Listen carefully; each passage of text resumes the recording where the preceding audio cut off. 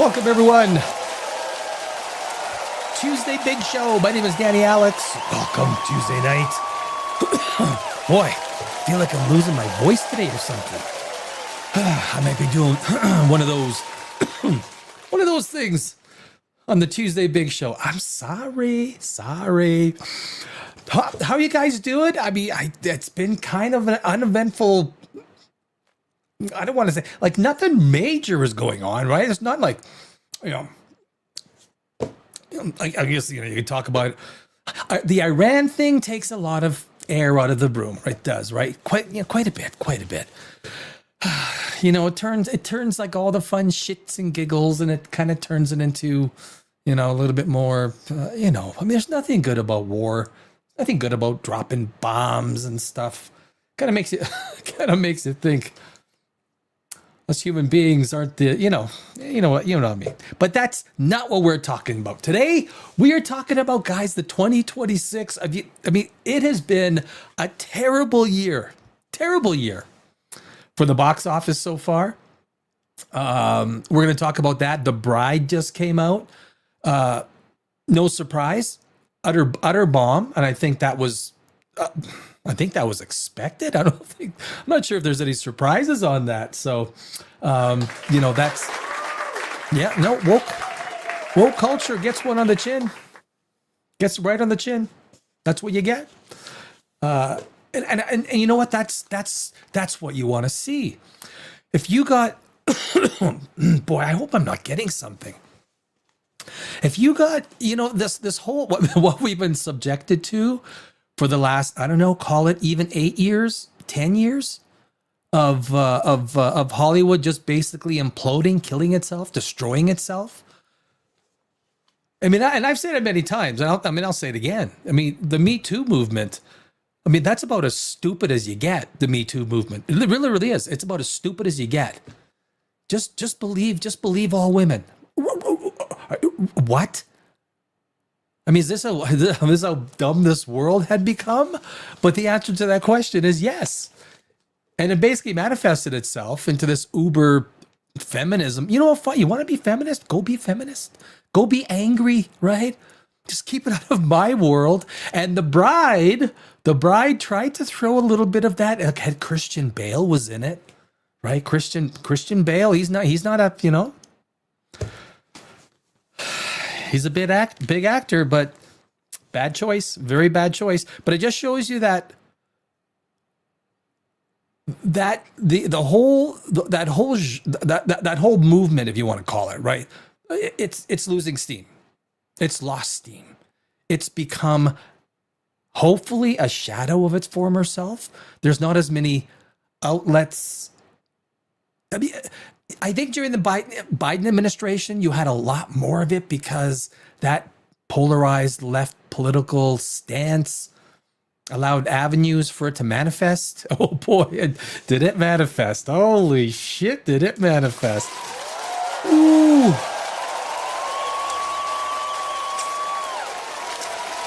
Got something stuck in my tooth. It did, it manifested itself.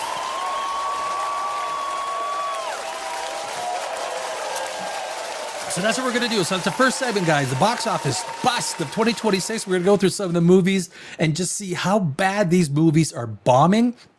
We're going to look at The Bride, the big bomb of the year so far. The Bride. Woke feminism has no place, baby.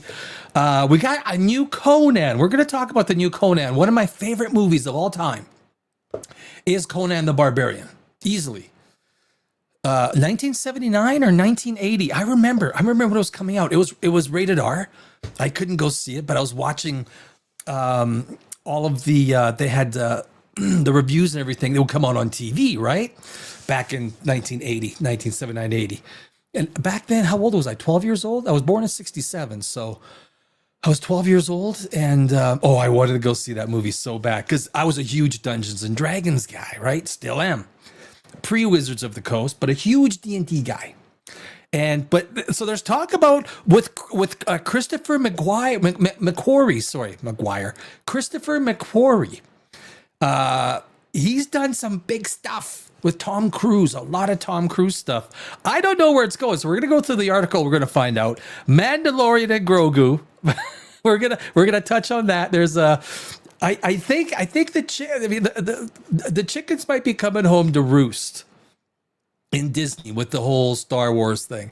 To think that there was any chance of Mandalorian and Grogu, a character that doesn't show his face, but of course, agents, managers get involved.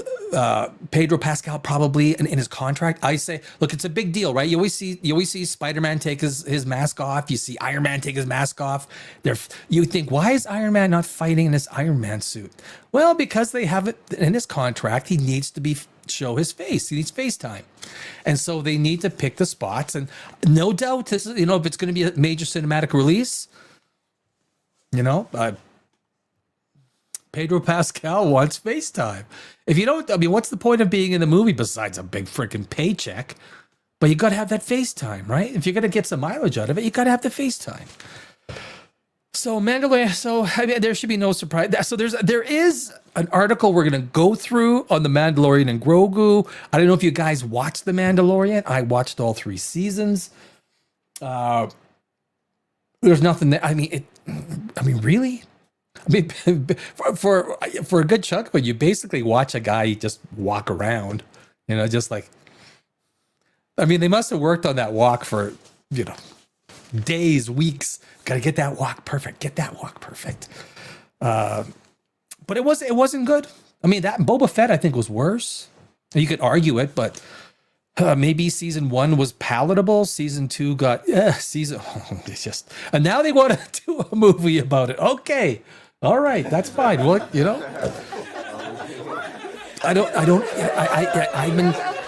I've been one that's saying it's going to bomb.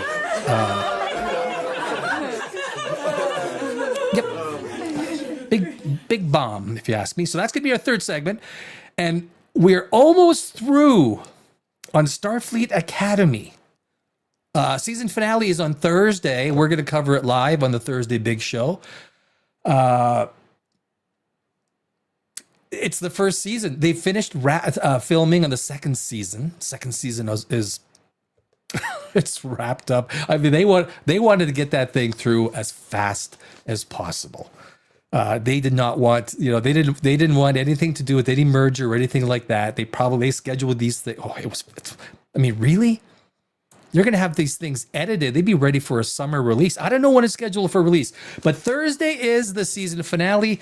It has been abysmal. As a screenwriter, I am shocked. And when I talk to all my screenwriting friends, we talk shop. How these people, there are so many more talented screenwriters in uber kind of densities in Los Angeles and everywhere. They got screenwriters come from everywhere. It's just not from Los Angeles, but it's a buddy system. Los Angeles, Hollywood, it's a buddy system. So Alex Kurtzman, if you're not buddies with Alex Kurtzman, if you're not a woman, you're not getting a job. Basically that's the way it is. He has, look, there is parts, there's pockets that slightly shine. Like even in Strange New Worlds, there are like 1 or 2 episodes that are like, you know what, that wasn't bad. Some of the Starship Enterprise special effects were, that was kind of cool. That was but overall, you can feel that it's a Kurtzman Trek production. You feel it. And that might be coming to an end. We might be coming to an end. So we'll see. But that's going to be our 4th segment, Starfleet Academy. It's always fun talking about these, call it garbage TV series. When The Acolyte was out, you have a lot of fun. Yeah, there's only so much fun you can have with really good TV shows and movies, right? There's only so much. You can't really have fun. You talk about how good about this and that, what they could have done better, but the fun really comes from the bad stuff. And if they want to put this stuff out, I mean, keep doing it. Keep throwing it out just to show how bad the situation. That's why I want them to release the Ray movie. I mean, release it. Get it out. Get it out. Nothing will show how bad Hollywood is more than having this stuff released into the public. So please bring it. I mean, that would be 2 weeks of some pretty good conversation online. Let me tell you that.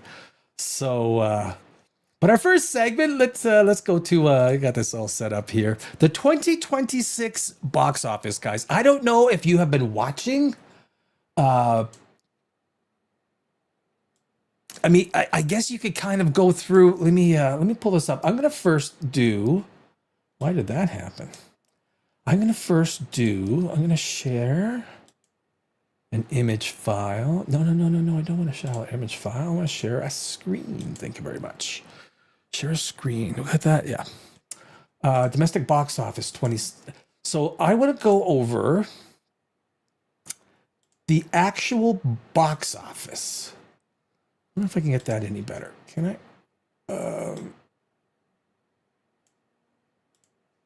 Perfect. So this is the 2026 box office, guys. And the one important thing, so Zootopia and Fire and Ash, because some of the revenue has spilled over into 2026. It's on the 2026. But the Avatar and Zootopia are 2025 releases. They are not 2026 releases. So you got to take that out. I think it's 1.2 billion so far. You take out the $830 million and you literally only have $400 million gross in the domestic box office. Scream is leading the way. Goat. I mean, all of these are basically losing a ton of money. Goat had a $80 million budget, $80 million. And it was released on February 13th, so it's been out for 3 weeks. On an $80 million budget, worldwide, it's got $146 million. So on an $80 million budget, say $80 million, usually they take 50% for marketing. So you take 40 million, 120 million, 50-50 share at the theaters, and you're talking about a 240 million, call it a $250 million box office to break even. We're at 146 million. This thing might get 175 million. So this thing is going to lose Sony Pictures $50 million, 50 million bucks. Wuthering Heights, 213. Now this one might. Let me see what the budget is. Wuthering Heights movie budget. 80 million. Same thing. 80 million. So now if you go same formula, if you take it $40 million marketing, promo, all the other stuff that sort of goes, you're talking about 250 million. So this thing is still maybe breaking even, but the budgets are always undershot. Take that into account. So this thing is probably still losing $20 million. Where are we? Wuthering Heights, The Housemaid. That is the what's her name? Right. Yeah, the cutie pie.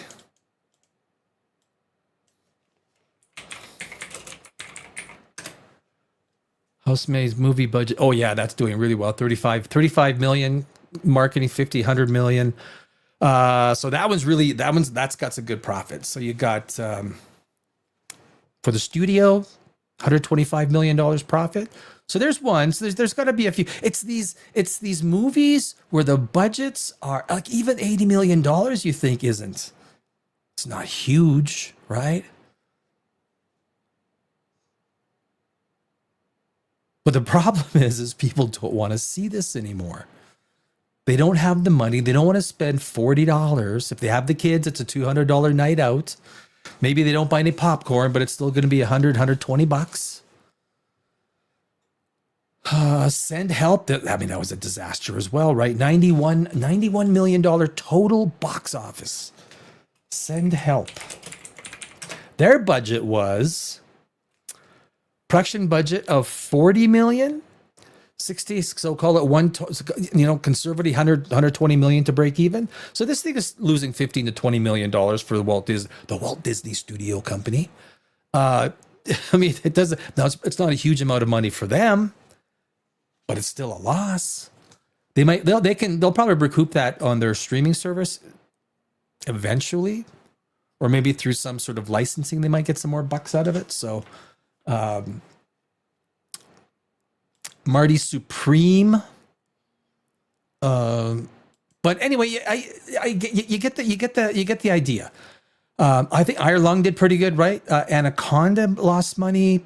28 years later, the Bone Temple, I mean, that did really bad. So basically you have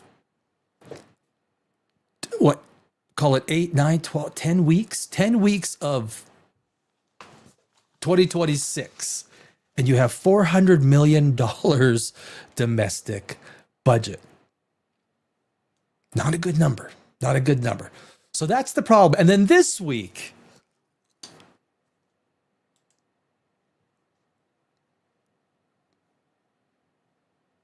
gotta make sure you can get nailed for copyright just for playing this right here on IMDb. Seriously, I've been call it crazy, but I actually did a little review on The Bride. I think it was 2-3 weeks ago, and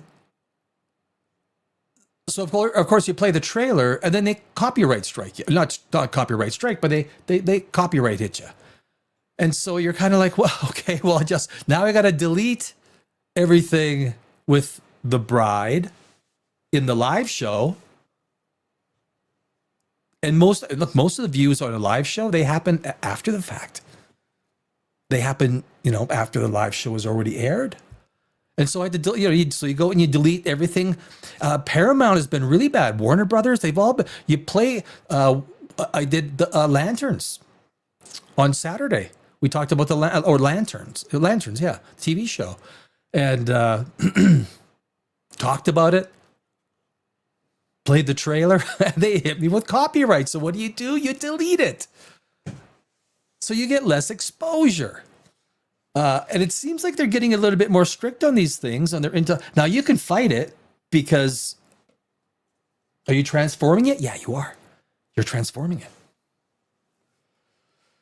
You play it, you talk about it, you stop it. I guess the question is how far do you want to go with it? One of these times I might, just take it all the way, because their last recourse, they need to sue you. Would they sue you? I mean, they probably lose in court. But anyway, The Bride, it's the latest serious bomb. It has I think about $90 million for a budget of, I heard a budget of 60 million. So it's 150 million, 50-50 split. You're talking $300 million box office. Do we have the numbers? I don't think we have any numbers just yet. The Bride.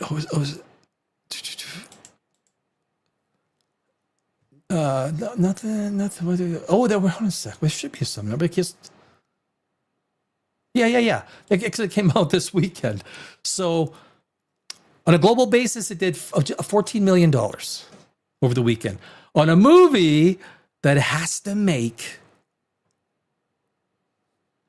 $300 million gross. So they can take their 50%, 150 million, recoup their marketing, recoup their budgets. And there's probably a few more costs in there. Back office costs, this cost, and those things that aren't factored in. But those things are factored into the G&A, the general administrative, on a post basis. But anyway, it is and this is what's wrong with. Did I have? Oh, I didn't. I see what I did. Yeah, I did with the Toto.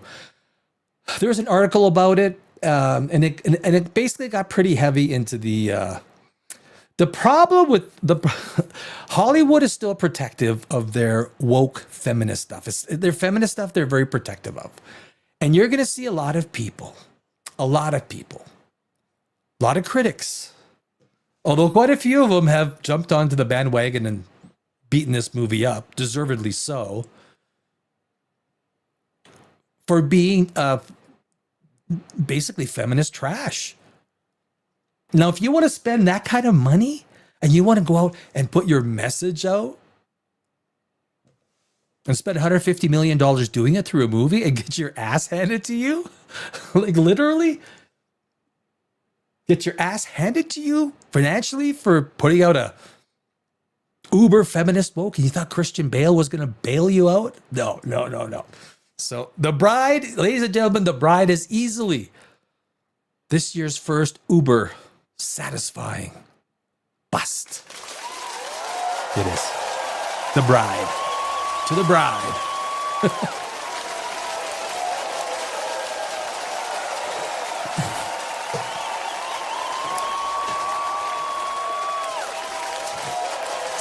Man, it's hot in here.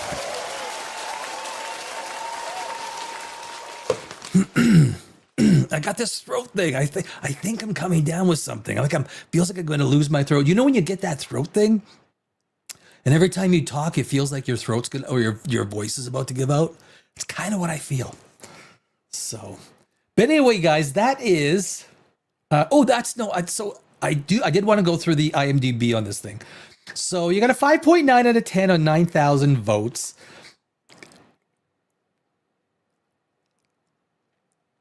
It sounds. Let's just jump into some of the reviews. We got that. Yeah, it's got right. So, and this is The Bride. Just came out. It's with Christian Bale. Basically, he's the big name, right? Huge name. 4 out of 10 immediately grabbed my attention and then completely lost it by the end because the agenda comes through. I did not want to watch it. I didn't want to go out there and spend. Because I have some science channels that I do. You think I want to go out there and spend money on not so much the money, it's the time. And nobody's talking about it. The only thing that people are talking about The Bride is the fact that it bombed so bad. That's the only reason. That's the only reason people are talking about this movie. So don't go see it. Don't support this garbage. That's what we do. Don't support this garbage. And that's how the studios, everyone associated with it, the writers, the directors, the producers who like to get into the I don't want to just say woke, but the message, political laden kind of stuff. Look, we just want good freaking stories. This isn't complicated. There was a time where Hollywood was the best in the world at telling stories, right? Best in the world. Yeah, we always had their bombs, right? Always had bombs. But we had a lot of really good movies. Now, granted, the industry is changing with streaming, and streaming was an inevitability. HBO has been streaming for a long time. Easily, HBO has been my favorite channel, if you want to call it, for as long as I can remember.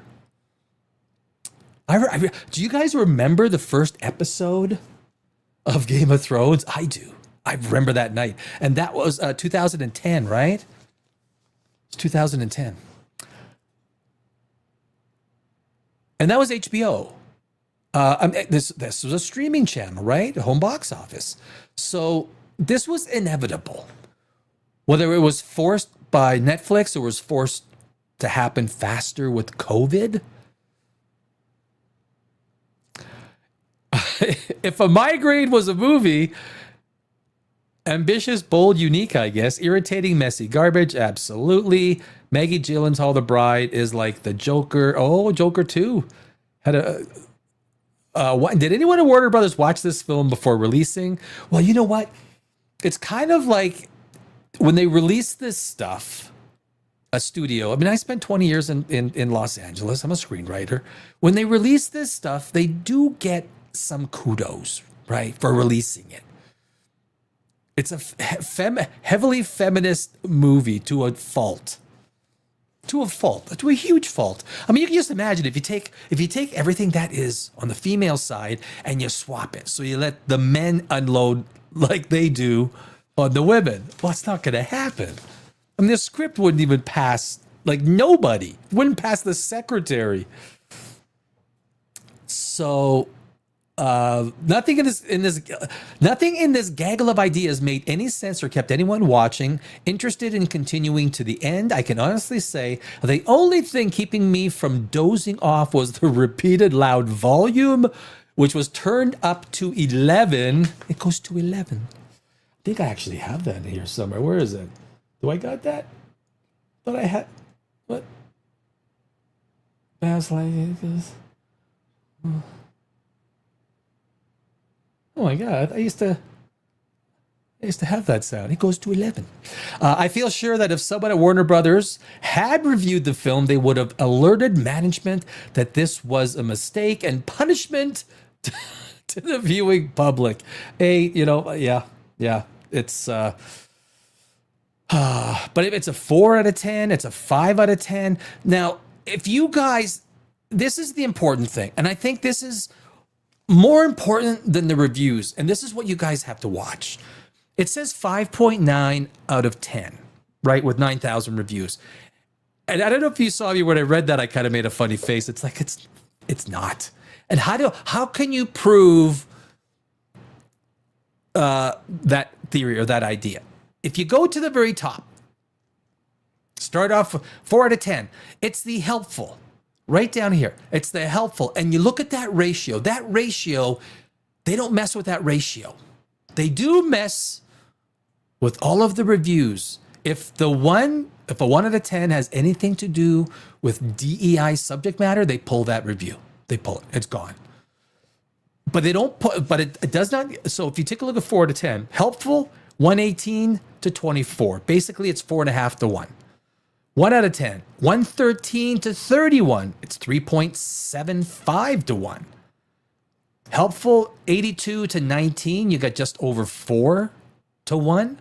Helpful, 4 out of 10, 31 to 4. I mean, that's 8 times. I mean, it's a pretty small sample, but 18 to 70 or 72 to 18. 3 out of 10. A case of Franken saturation. I was going to say like Franken poop.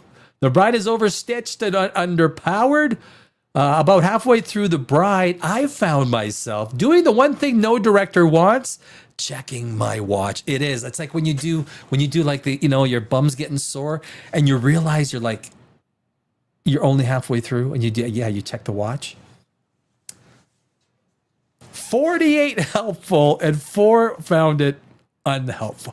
Look at these reviews. 3 out of 10, 68 to 16, 4 out of 10, 50 to 12. I'm trying to find a good one here. 2 out of 10, what a misfire. 176 to 42, 2 out of 10. 5 out of 10, that's the highest one so far, 56 to 19. So you can see unequivocally all of the evidence, especially with the helpful. That's where you got to look, guys. If they're trying to give you, how could this thing score a 5.9? There's not been one score over 5 so far. Someone's going to call this review bombing, right? A 7, there we go. 7. Oh, 63 to 33. The Mary Shelley intro immediately told me that we were about to get a weird, this is the Joker musical. Oh, there was one musical piece right in the middle of it. Right in the middle. So, not a big fan of the musicals myself. 1 out of 10, 1 out of 10, 2 out of 10, 1 out of 10. So anyway, there you go. Those are the reviews. And there you see 5.9 out of 10. How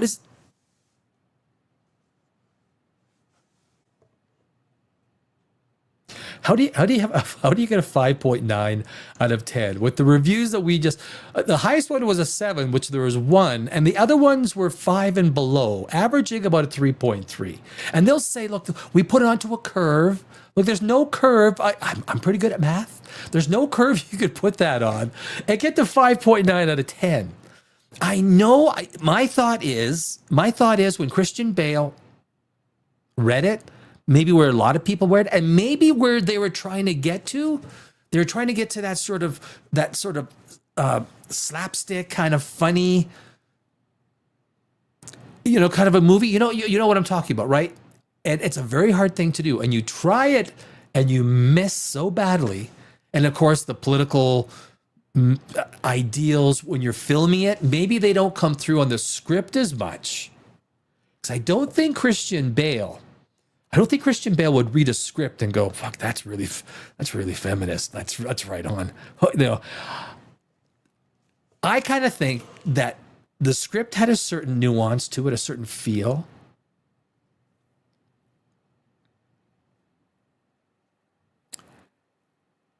And then maybe the director and the people sort of had maybe a different idea. And look, you can change a lot of things in editing too. You can change a lot of things in editing. A lot.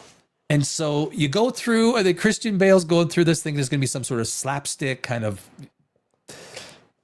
And what you get is a feminist, woke piece of absolute garbage. Absolute garbage. And the biggest person is the director. The director is the person that takes the script. She takes the script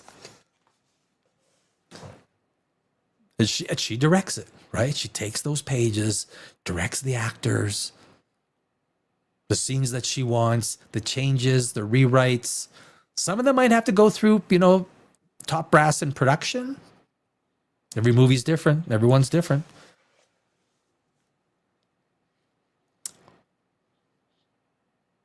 But there you go.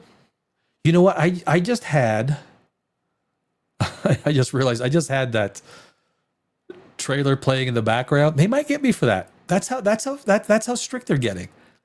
It kind of makes you,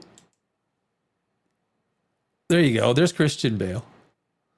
Christian Bale, Maggie Gyllenhaal, and Jessie Buckley in The Bride. So I guess this is a between take orientation. Christian Bale looks... Okay, Christian Bale. Christian Bale. He's thinking, what the fuck did I just... What did I just do? Look at him. Oh, Christian. Oh, cheers to you, brother. Cheers. Looks good in the bow tie, right? Nope. There's not much. Oh, there's not much left to. This movie is just part of, and Hail Mary is just going to look that much better. I think Hail Mary, with as bad as a box office as we had in 2026 so far, people might be so freaking hungry. Sometimes I think anytime there's a Skarsgård in it, except for the father, anytime a it's a bad omen, man. Like they are capable of, when they're involved in something, like seriously. You go back and you know, Jake Gyllenhaal. So that must have. Oh, I guess they're married, right? Jake and what's her name? Get the Maggie, right? I mean, are they married? Are they married or brothers? I don't know. I don't even care enough. Annette Bening, Penelope Cruz, Peter Skarsgård, Jake Gyllenhaal. Look, it's a good cast. It's a good cast. But this is it's great to see the woke feminist crap getting its ass handed to it on the first weekend. On the first weekend. It's good to see. Jose Luis Hernandez, Senor, how are you doing, my friend? Pamela.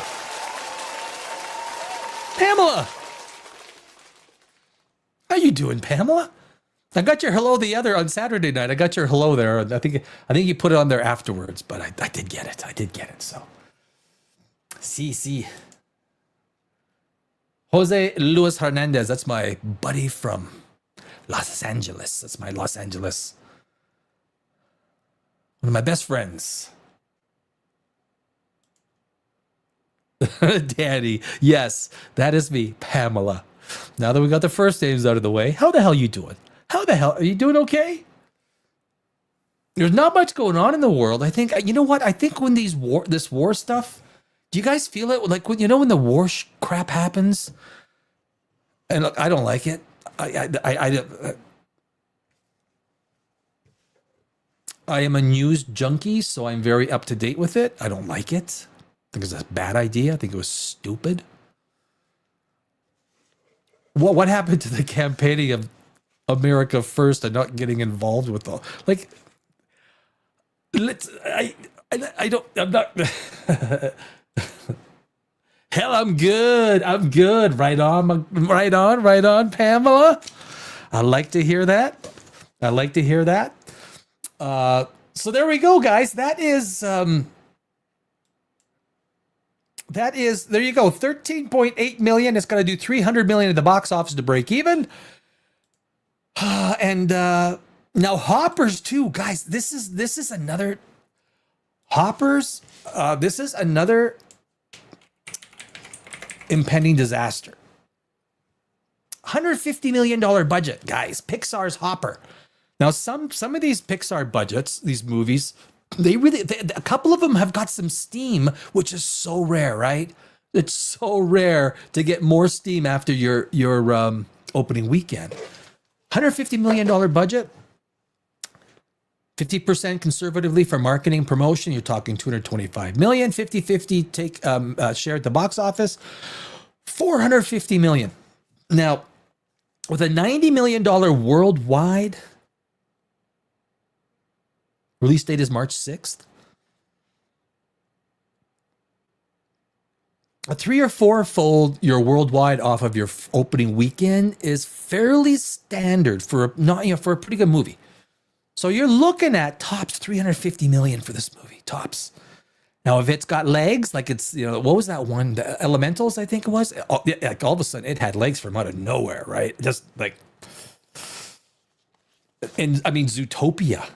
Zootopia did not surprise me. Those characters are so freaking cute.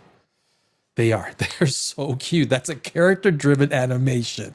They are so freaking cute. I'm actually looking forward, because I didn't see it in theaters. I'm actually looking forward to Zootopia streaming. I'm looking forward to it. I am. I'm going to have some popcorn. I think it might be, is it this weekend? It's pretty soon anyway. But this is going to be Hoppers. This is going to be another one. $450 million to break even. I'd say it's not going to break 300 million. So you're going to have another $7,500 million loss for the Walt Disney Studio Company. I don't think everyone loves to see Disney lose money, because basically they were the ones that were parading most of the woke crap in movies, destroying their two major franchises and the fandom at the same time. So no one's got any,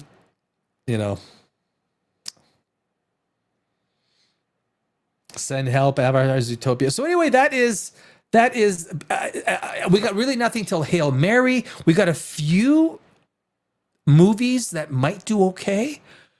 Supergirl. What else is there? There's a few more that start coming obviously into the summer season. It's not looking like a good year though, guys. It's not. People have had enough. If you want someone or a family to spend money at the theaters, it is now an event. Because people could just stay at home and they could watch whatever the hell they want and not have to get into getting everyone together, getting the kids packed up, getting, jackets to get his shoes, drive, park, the hustle and bustle. If it's a big release, it's like, popcorn. If you got 4 people at the popcorn, you'll get like 4 popcorns, maybe 2 big ones to share. Then I don't know what else, whatever you. And they'll say like, it's $62. You're like, wow, what? Yeah, it's crazy. It's crazy. So basically, it's going to keep going downhill. It's going to continue to go down. Where it lands, I don't know. The cinema could very well be an appointment only kind of industry eventually, where only the very, very big movies, and it's like almost like an appointment only cinematic experience. The entire structure of weekly releases, maybe it's even regionalized. I don't know. But the decline, I think, is going to continue, and we see it. I don't think the slate is strong enough in 2026 to break the back of the decline. And that is the bottom line. Pamela, I don't like not being able to chat with you in real time. If you better be an immersive experience these days. Yeah, I think theaters need to, it almost needs to turn into like a carnival. There almost needs to be a movie, popcorn, and then additional things. It needs to be, it's going to be by an appointment only. This idea that you had nothing to do. So remember you went to the mall? You know what I was watching? I was yesterday and today, actually started last night, and abandoned malls. Have you seen those videos with abandoned malls? I mean, it's crazy. It's eerie, totally eerie. As a screenwriter, I'm watching these things and I'm totally getting all these ideas for screenwriting ideas. Totally getting ideas. But it is, basically it's the decline of the mall. Everything from streaming to, Uber video games to the entire electronic deluge of entertainment that is, and then of course the cost of movies, the cost of popcorn, the cost of just getting, who would go to, it still confuses me. Who would go to Disneyland with a family of 4 to spend $2,000 in one day? Well, maybe $1,000 in one day to go to Disneyland. It boggles my mind why someone would do that. Bring the show, Pody. Yeah,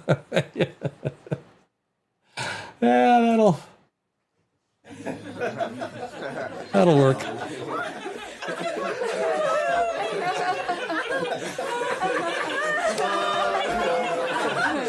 Oh, the box office. Hollywood has done it to themselves.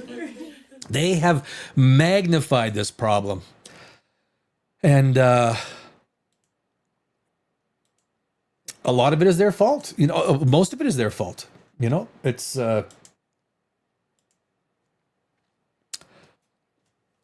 they were so cocky. Do you remember 2019? And literally the entire studio industry pre-COVID, I mean, they were on top of the world. It was almost a $13 billion year. And they thought nothing could go wrong. And then COVID happened, and then everything else happened. The attack of, wokedom. And look, I was in Hollywood at that time, writing screenplays. I had a business I do a lot of things. But oh my God, it was crazy how, and it was especially with the Me Too. The Me Too put in a lot of DEI writers, a lot of them, and you knew it through all of the screenwriting, little groups, websites, and all this stuff. All of a sudden, everyone was, instead of asking just for great stories, they're asking for stories about, is there can you put a gay black chick in it? I mean, can you make the character? It's like, what? Or, and not that it's a bad thing, but, stories about handicapped, gay, like the more woke it was, the better the screenplay could do in some of these contests. I would never do it. And I still won hundreds of contests or film festivals around the world. So, but Hollywood is getting what it deserves. The Bride is going to be painful. Painful. But if you really think dear God, can you be that stupid to think that the audience is just sitting there waiting for for more woke DEI related content? Like, we just don't have enough. Give us more. I sure hope it's woke. I mean, have you ever heard anyone say that? You go into a movie and someone in the car says, I hope it's really woke. Like, I really hope. Yeah. Well, The Bride, you got it. And The Bride is going to lose a ton of money.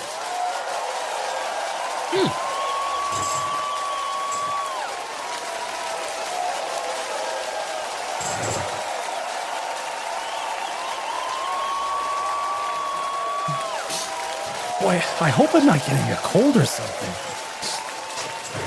My nose is a little runny. Little throat. It's hot in here. My studio is hot. I know there's lights around me, but it shouldn't be this hot. Oh, okay. What do we got? Let's get the Arnold lines. Let's move this baby ahead. Oh, who is that? Pamela? What are we saying here, Pamela? Oh my God, I'm so happy to be over the woke era.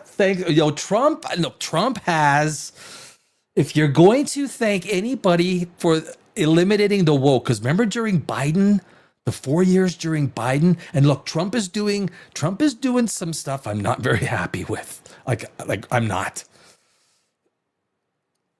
It's still leagues beyond Kamala and anything from the left. Not happy with the Iran thing. I think that is stupid. What happened to, make America great again and stay out of... I'll tell you what happened. Netanyahu pulled his leash, and when Netanyahu pulled Trump's leash, it was like, okay, bark like a dog, Trump, bark like a dog, and Trump barked like a dog. That's... But yes, there's still much more economically, like I'm not big on the tariffs. As someone who worked on Wall Street for a number of years as a market maker and economic analyst, it only hurts small business. If any of you run a small business, you know that the tariffs, if they haven't put you out of business by now, they put it that close to being out of business. And then what happens? And this drives me crazy with Trump. He'll use the tariffs, which almost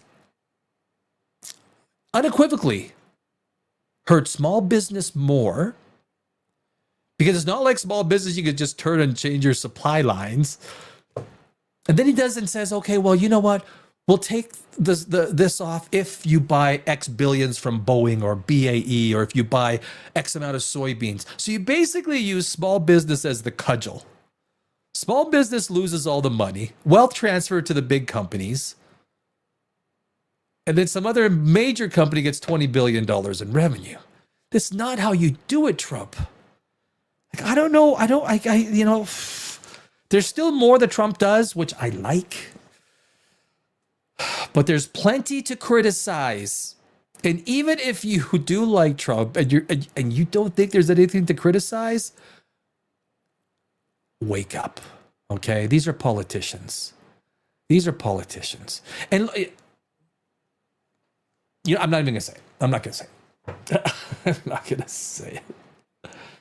I didn't like the Bride trailer. No, it wasn't. I look for the few people who went to go see the movie, they said it's not for me. It's not for me. Vivander's coming in. You're hot because of the electromagnetic field going on. Electromagnetic field? Oh, all the lights around me. Well, I don't know. I've never been. I've had them before, but I think I need more airflow because this is a new studio. I think I've realized there's not enough airflow. I think I'm gonna move again in 6 months.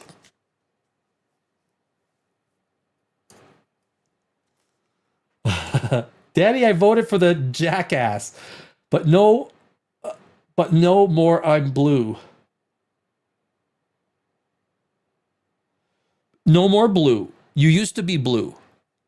Is that what I'm? Is that what? Like if I was, I used to. Bill Clinton. If you want to call me anything, I'm a Bill Clinton Democrat, which is basically a Republican today. Now, if any of you guys were conscious during the 90s, Bill Clinton and what's his name? Leader of the House, Newt Gingrich. Newt Gingrich, well, Contract with America. Do you guys remember that? For those of you who are older, Newt Gingrich won a majority in the House on the second term, Bill Clinton, and basically forced Clinton, and they both had to, they look, I think the government was shut down a couple of times, but Bill Clinton, to his credit, and Newt Gingrich, to his credit, came back out. And for the last 2 years of Bill Clinton's presidency, we had a budget surplus. A budget surplus because of Newt Gingrich and Bill Clinton.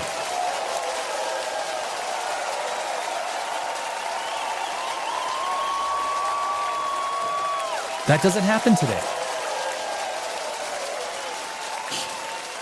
What are we, is it like $2 billion a day on the Iranian war? $2 billion? You know how many Americans are homeless? You know how many homeless Americans there are? Now, granted, look, you walk the streets of Los Angeles. You walk the streets of Los Angeles and you realize why some of these people are homeless, and they don't even want to come off the streets. They don't. You know what? I'll say this. This is something else I say. So I lived, my warehouse and everything was pretty close to Skid Row. Like, 3-4 minutes away. Just north of me was Skid Row. But all around, like to Washington, right around on the 10, and all around from San Pedro, going through Santee Alley, and all around there's so many homeless people. If you walked as a Caucasian male, if I walked 10, 12, 15 blocks, the racial slurs that I would hear would be anywhere from 2 to 15 daily, constantly. And I always drove a scooter around. But you want to talk about racial slurs? All based on the BAFTA thing, right? Like the Tourette's guy, right? You walk through the streets of Los Angeles, you want to hear freaking racial slurs? Which is just, holy fuck me. Really? It drives me crazy. But anyway, that's just me. It's just a little, thing I threw in there.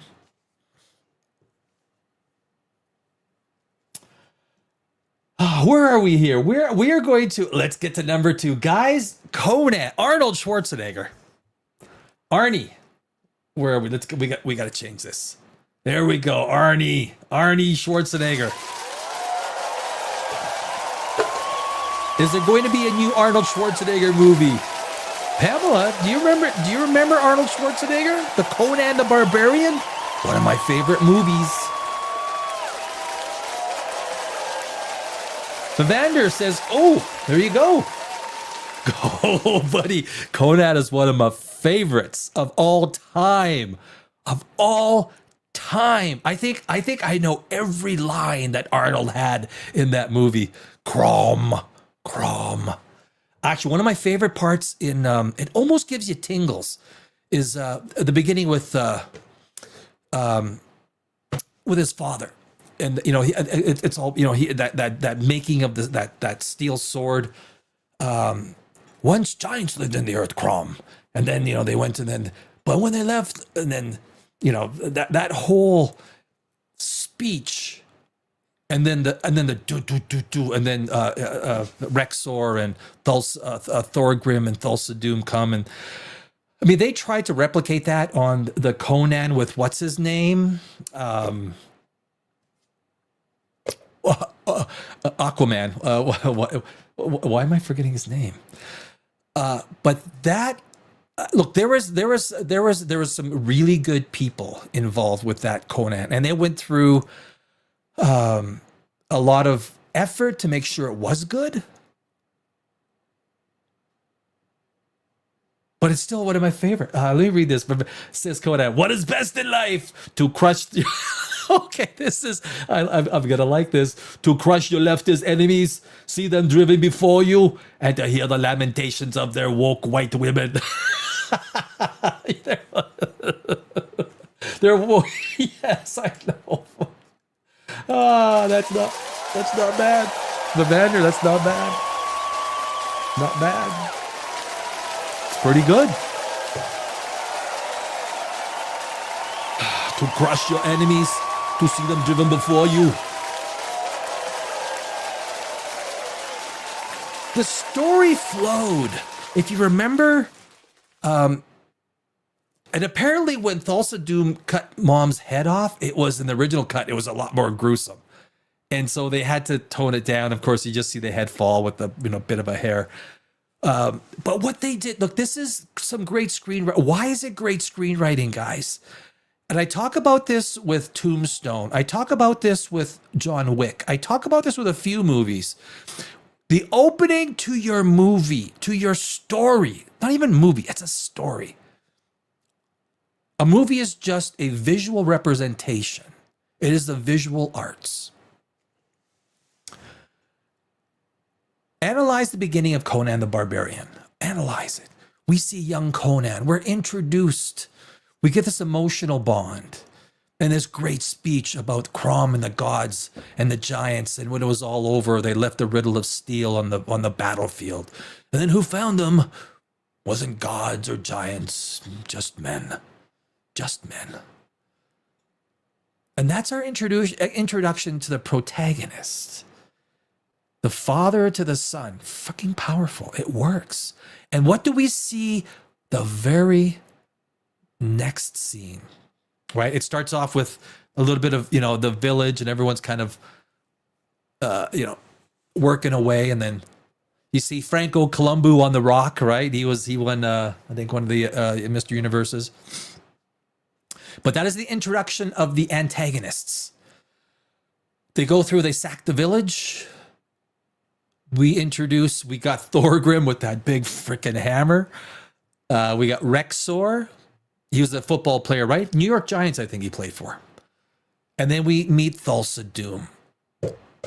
Brilliant, right? So we're introduced to the protagonist as a young child, but we get to meet the antagonists. And now we care for this protagonist. We care for who this character is going to become. Then he gets, pushed onto the wheat wheel to, move that thing, and he's the only one left. He goes into the pits, yada, yada, yada. It is such a good movie. So I don't know what they're going to do. Like old man Conan, I don't get it. This is it's nothing like Robert Downey Jr. doing Doomsday, because that's desperation. I have no... Oh, Pam, you're blue now. Oh, well. Oh, yeah, hold that thought.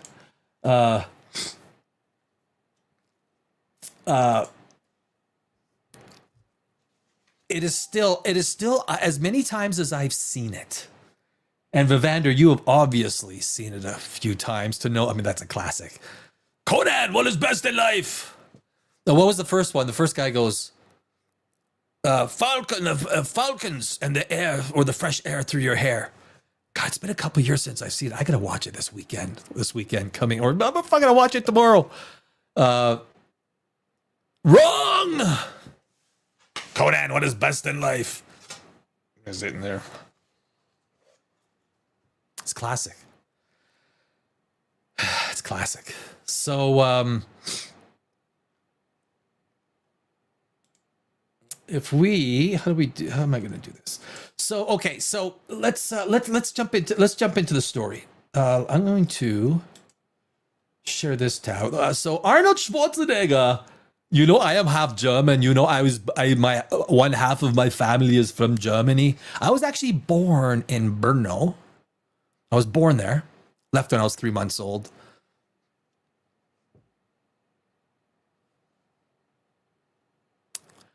But my family, so half my family comes from from Germany, and then from Central. So I'm about as freaking Caucasian as it gets. I am like, I probably got a little bit of Viking. I don't know what I got in me. I should do that, I should do the what is that? 3 and Me, or You and Me, or Buzz Me, BB or Me, BB Netanyahu and Me. What is it called? I'm not sure if I want my genetic stuff out there. Let's talk Arnold. So, guys, Arnold Schwarzenegger, Christopher McQuarrie teaming for a new Conan the Barbarian movie. I don't know. Here's the thing. A lot of times I don't read the article because I'd like to be surprised myself with what's in the article. So, Arnold looks good as Conan, right? This was Conan the Destroyer, not Conan the Barbarian. The second movie, I think Arnie had a little bit more. It was off. It was bad. It's still one of the better fantasy movies out there. It wasn't Conan the Barbarian. Now Christopher McQuarrie, I think I have him up here because I wanted to show. Yeah. If you're not familiar with him, Christopher McQuarrie, writer, producer, director. So this is no slouch, right? This gentleman is no slouch. He's about my age. Born October 25th, 1968. He's done a lot of Tom Cruise. He's got a lot of Tom Cruise. Now, The Usual Suspects, writer, 1995, right? Mission Impossible, Fallout. But you take a look at the stuff that he's done. The Underworld TV movie story. That's not The Underworld, I think, with, what's her name? The Way of the Gun, Valkyrie, The Tourist. Well, The Tourist.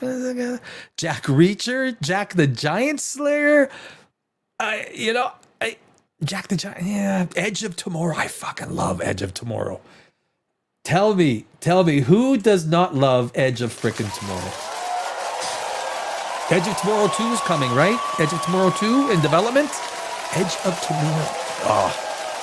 Come on, Tom. I was gonna say I would love to see Oblivion too, but of course that's not possible. He died. But actually, it is possible because no, he didn't die because his the other number, it's like Marvel. Oblivion's kind of like Marvel, right? You don't like that guy, you got another one over there. Just keep looking around until you find a Tom Cruise you like. Let's go Tom Cruise shopping, shall we? The Mummy. I enjoyed The Mummy more than most people did. Guys, I did. With Tom Cruise, I was it great? No. I don't think it was Tom Cruise's most I didn't really feel connected to him. I didn't mind it though. Mission Impossible Fallout. Oops, I clicked on that. So, guys, just so you know, Top Gun Maverick and Top Gun are being released in about a month and a half in theaters, just like they did with Lord of the Rings. I think it's Top Gun Maverick on Saturday night, or Top Gun on Saturday night, and then Top Gun Maverick, or no, Top Gun on Friday night, and then Top Gun Maverick on Saturday night. So they're re-releasing it, the Top Guns in theaters. So if you want to get that theater experience, it's about 6 weeks away. So, I might go see it. I fucking love especially I love Top Gun Maverick. As a screenwriter, I just love the way they piece that together. And you had Tom Hammond. Anyone think with Tom Hammond in it is freaking awesome, right? Mission Impossible. Now, I got words for Mission Impossible: Dead Reckoning and The Final Reckoning. Exposition out the yin yang. I get like, you don't need to explain the entire movie, and then you're like. I would have written it much differently. Regardless, upcoming King Conan, writer written by Broadsword, writer production.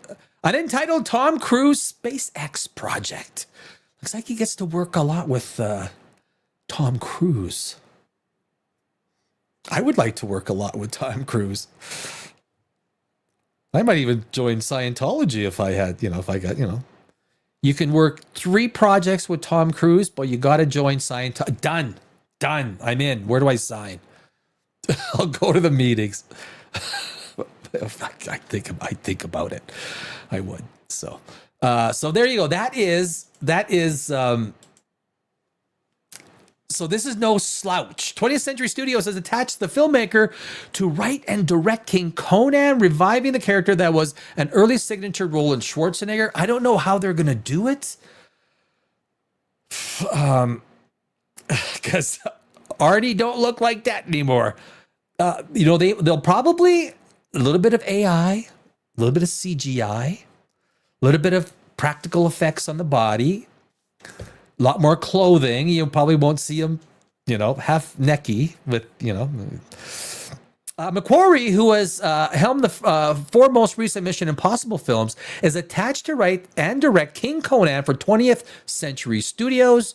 20th Century, of course, Studios is a Disney-owned studio.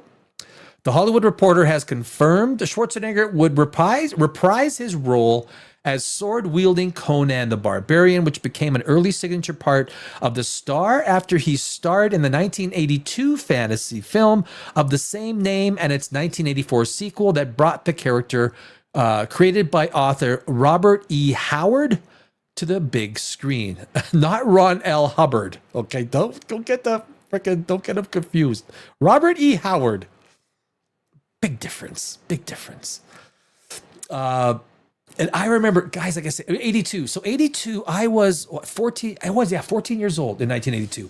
I remember seeing, so back in 1982, like this movie was phenomenal. And so the trailer that they played the drum part. Dun, dun, dun, dun, dun, dun, dun, dun. I listen to that all the time on YouTube. When I will just put that the soundtrack on, like da, da, da, da. I will put it on. I'll sit back in my chair here. I only have a few lights on, so it's very and I will listen to that like 3 or 4 times over. It's therapeutic. It really is. But the trailer. As a 14-year-old kid, you're like, and I was in kickboxing at the time, right? So Rocky's coming out. Rocky was big at the time. And so I was in kickboxing, and I would, and of course, Eye of the Tiger and, a few other songs. That theme song, and I remember I couldn't get it to listen on my Walkman, right? I took the LRT bus downtown to go to the kickboxing club. And, but that music used to pump me up. Bump, bump, bump, bump. Anyway, so, and that's just me. In 1982, memories, that's kind of the problem with movies today, right? Do we get these memories with movies today?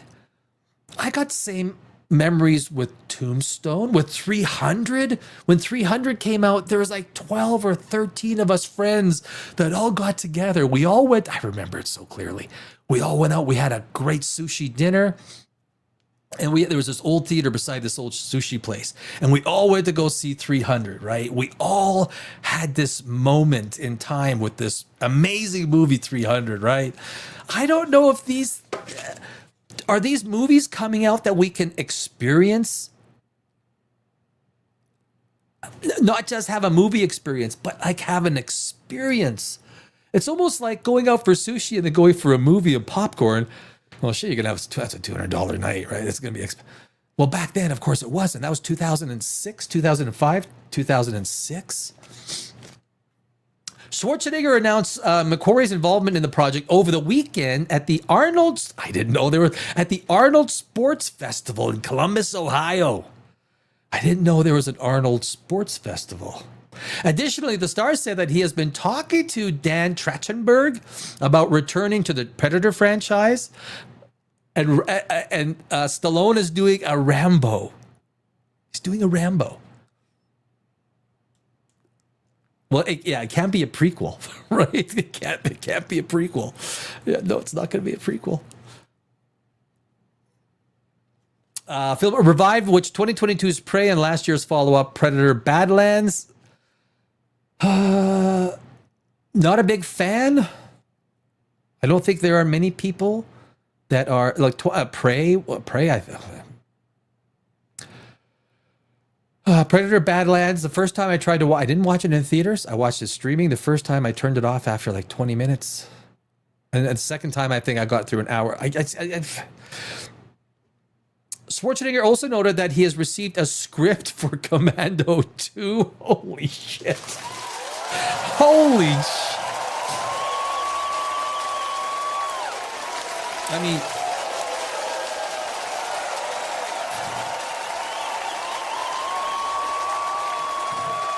you better hurry up and get this shit shot, because dude is the steroids he's done with the septuple heart, whatever thing he got done. You better get this shit filmed, because I mean, how much time does Arnie have? It's not a like, maybe he'll live to 95, like, you know, Shatner's jumping around. He's 94. Shatner will be like 172. He'll still be like, you know.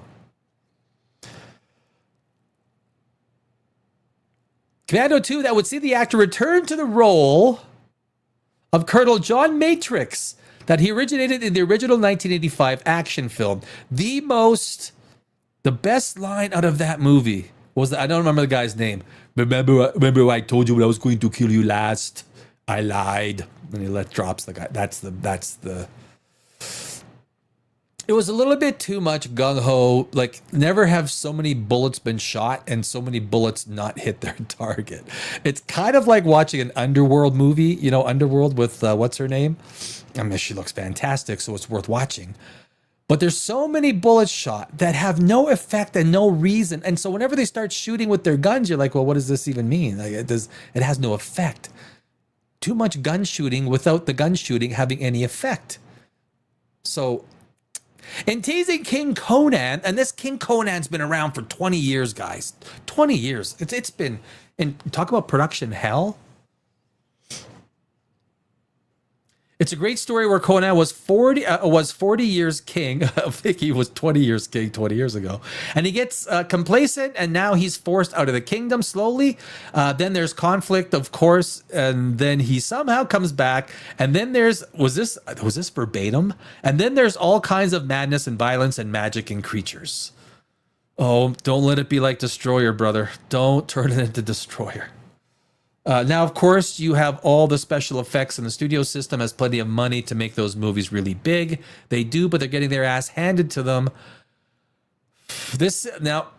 So I'm looking forward to all those projects.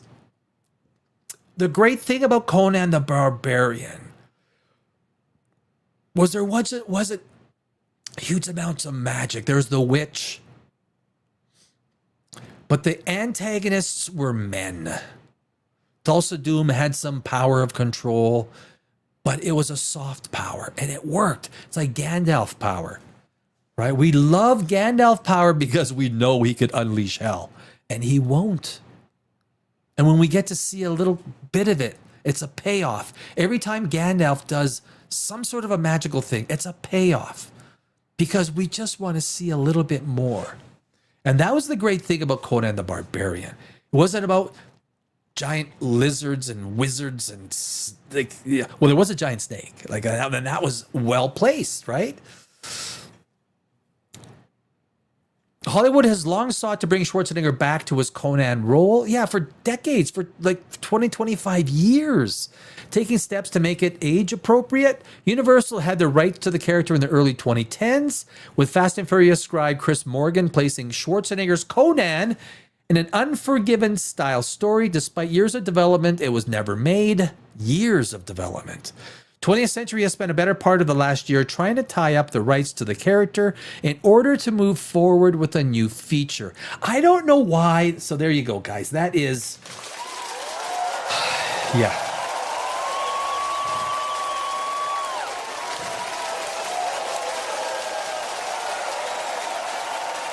If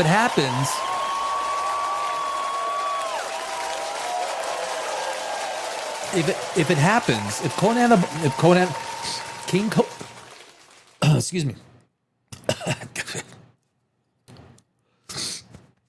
I do. I think I'm getting at something. I hope I'm not. Oh, God. We'll see. But Conan the Destroyer was so... It was so not Conan the Barbarian, right? It was... Like Will Chamberlain was pretty good in there. He was a protagonist and an antagonist. He kind of kept, whose side is he on? It was a pretty good, but it wasn't well put together. Like when Rexor, Thorgrim, and Schwarzenegger were in that orgy room, and Arnold's wearing that black paint, and he does that with the sword, and then the drum music starts dun dun dun dun, and he faces off Rexor and Thorgrim with the big ass hammer. Conan doesn't lose, but he doesn't win. This is the great thing about this character. When it's like the first John Wick, he goes to the club, he kicks ass, but he also gets his ass handed to him with, what's his name? The dude, beats him up and then throws him over the edge. But the dude's already, fought 40, 50 guys. And that's when he goes in and says, how's your laundry? I'm afraid that nobody is that good. We realize that this character is fallible. This was the same thing with Conan versus Rexor and Thorgrim. We realize that Thorgrim, when with his hammer, he knocked that big pillar down. That shows you power without having to hurt the protagonist. You're like, if that hammer ever frickin' hits Conan, it's over.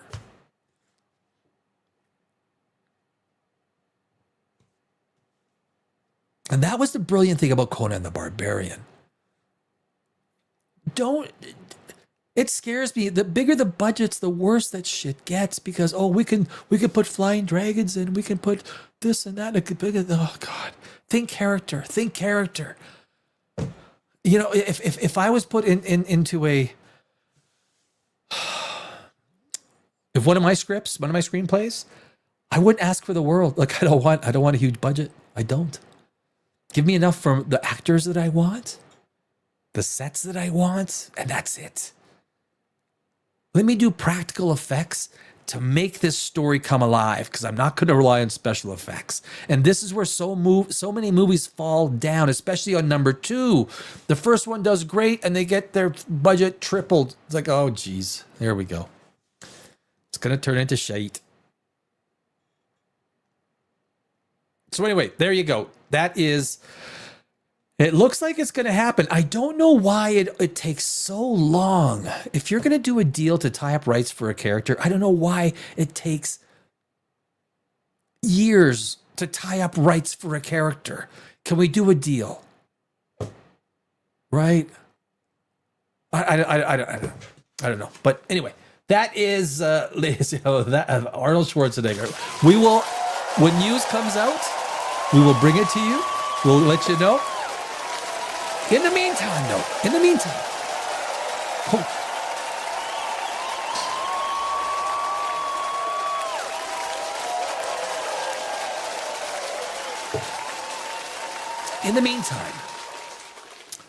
go watch Conan the Barbarian, the first one. Do yourself a favor. If you have not seen the first Conan the Barbarian, and you like fantasy, to me, it's still one of my top 2, top 3. To me, it's like up there with Lord of the Rings, Excalibur. I remember when Excalibur came out. I watched it. I don't know how many times. 20 times? My favorite part was at the very end, and it should be. The climax should be. When King Arthur, he comes back because what's his name, Sir, the names escape me, finds the Grail, and he comes back, and he makes amends with his wife. Wow, I'm really like total name farts, and But at the very, very end, they're fighting at Stonehenge, right? And it's kind of like that little, not a prayer, but it's he talks to Merlin, and he bangs it. And there's two lines in Excalibur which to me are freaking amazing. Merlin, I wish you could watch me wield Excalibur just one last time. It's a simple line, but it's the line, it's that feeling between these two characters that you get, and then Merlin wakes up.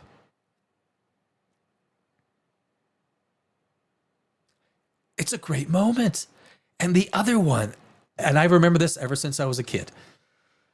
They're on the round table, and King Arthur asks Merlin, Merlin, what is the best trait in a knight? They're talking about, what is, and Merlin's like, no, I gotta go. No, Merlin, come on. You'll find that, He goes, oh yeah. He turns out, you want to know the best word? Truth. Yes, that's it. Truth. Because when you lie, you murder some part of the world. And I thought that was so profound. When you lie, you murder some part of the world. It still hits me. It still hits me. Yeah, when the part, and you got like the cast was good. The scenes were good. The armor was good. The fighting was good. But anyway, Excalibur, Conan the Barbarian, Lord of the Rings, in the fantasy part. Look, TV, Game of Thrones, but obviously that's TV. We're talking movies. There might be a couple more that I'm missing, but those are the ones that are easily on top of my chart, right? So if we're gonna get, and I hope Conan, I hope Schwarzenegger is thinking legacy. Don't do a Conan the Destroyer, buddy. Don't do a Conan the Barbarian for us, please. Please, don't think explosions and big boom boom and wizards and we get out and we can break things. Let Conan's power be, give us the payoff when he pulls that sword out. Give us the payoff.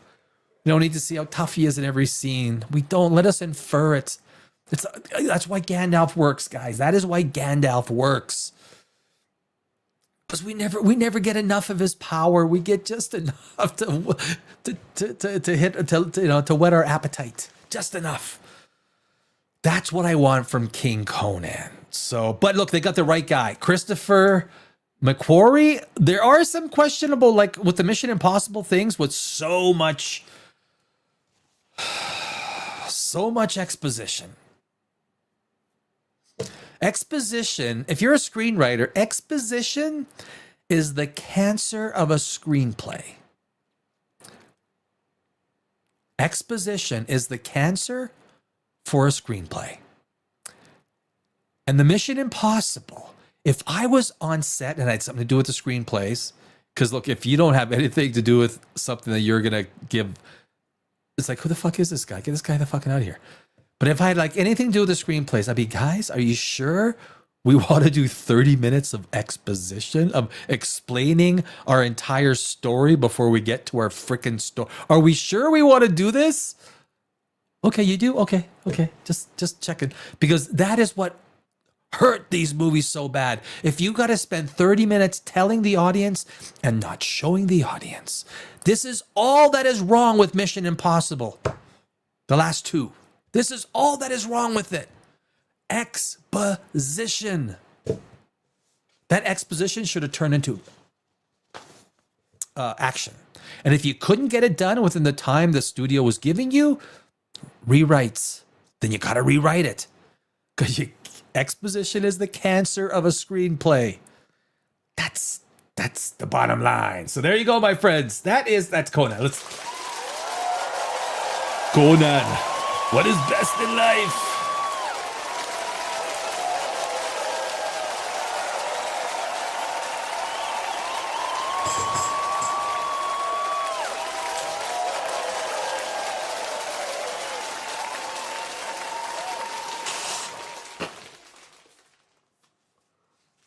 excuse me. I hope I'm not getting something. I really don't. Okay. Where am I? Camera, microphone. I'm only having a little bit of wine this evening. It's the Tuesday Big Show. Tuesday Big Show. My name is Danny Alex. Thanks for hanging with me for a little while. You know, I just talk some shit, talk some movies and stuff.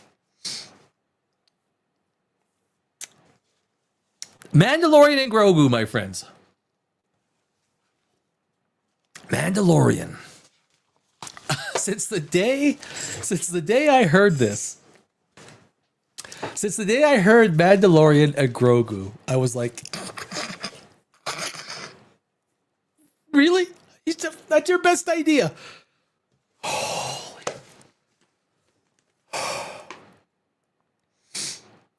Could you imagine being one of the people in charge of Star Wars and having the entire Star Wars universe laid out in front of you?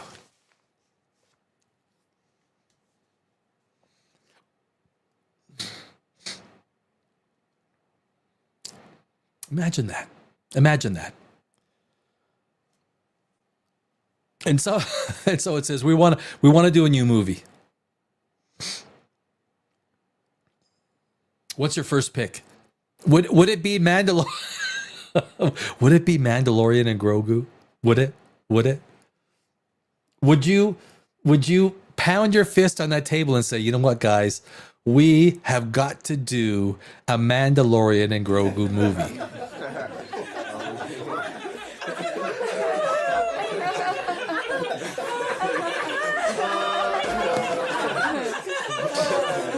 If you said yes to that, I'd say that you're part of the problem. That's the problem. Yeah. Out of all the things that you got, all of the lore, all the directions, all the characters, you picked.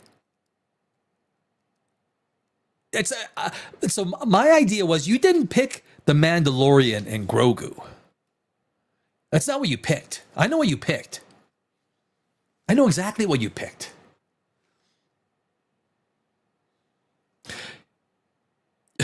You picked Pedro Pascal. That's what you did.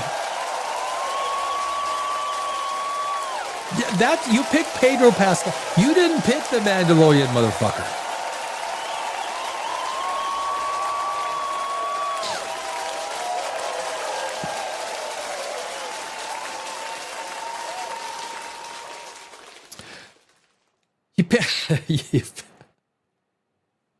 You picked what you picked the gay Mandalorian. You picked the. Sorry, man. Just being real, man. Put a guy in it and make him gay. Make him gay. Look, whether the actor is gay or not, it doesn't matter. It doesn't. Now, for some people, it might. Right? It might push some people away. It might. That's why there's like 15 or 20 gay streaming channels. There's a lot of them. There's a lot of gay streaming channels. I think there's more gay streaming channels than there are. Can I say hetero streaming channels? I don't know. Normal, regular, normie channels. There's a lot of choice in the gay streaming channel world. There really is. You got some choice there.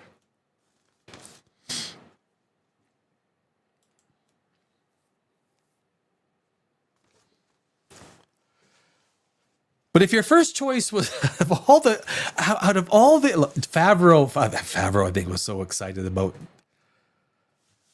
I think when you're there, you get so excited about any project that you can sell the main brass just so you can get a project through. Just so you can get a project. Do you think Dave Filoni has been a good steward since he's sort of taken over? Like, when did he come? When did he really take over? 4 or 5 years ago, in terms of the creative side. We know Kathleen Kennedy. We know about her input. Well, I mean, that's nothing great. But what I think as a screenwriter, All of the ideas that I could have had on the table. Basically, you're doing nothing else with anything. So you're not worried about conflicting, because no one's in charge of the lore. No one's in charge of the storyline. Nobody's in charge of where all this stuff is going. It's aimless. It's like it's like Marvel. Look, the Mandalorian and Grogu and Doomsday. This is what the Disney Corporation is coming at us with. We got Mandalorian and Grogu, May 22nd. What was that, 3 months? 2 months? 3 or 2?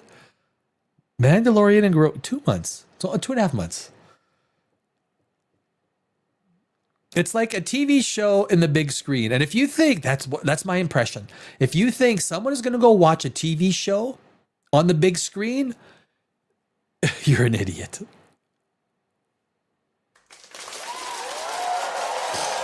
Nobody is going to watch a TV. I shouldn't say nobody.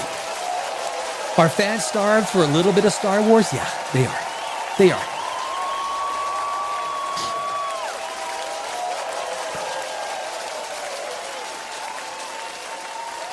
But this is a Han Solo. This is a Solo movie.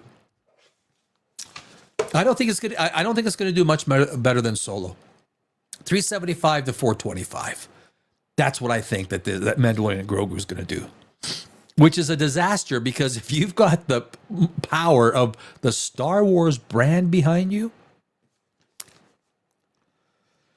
I mean, people are tired of Pedro Pascal. Newsflash.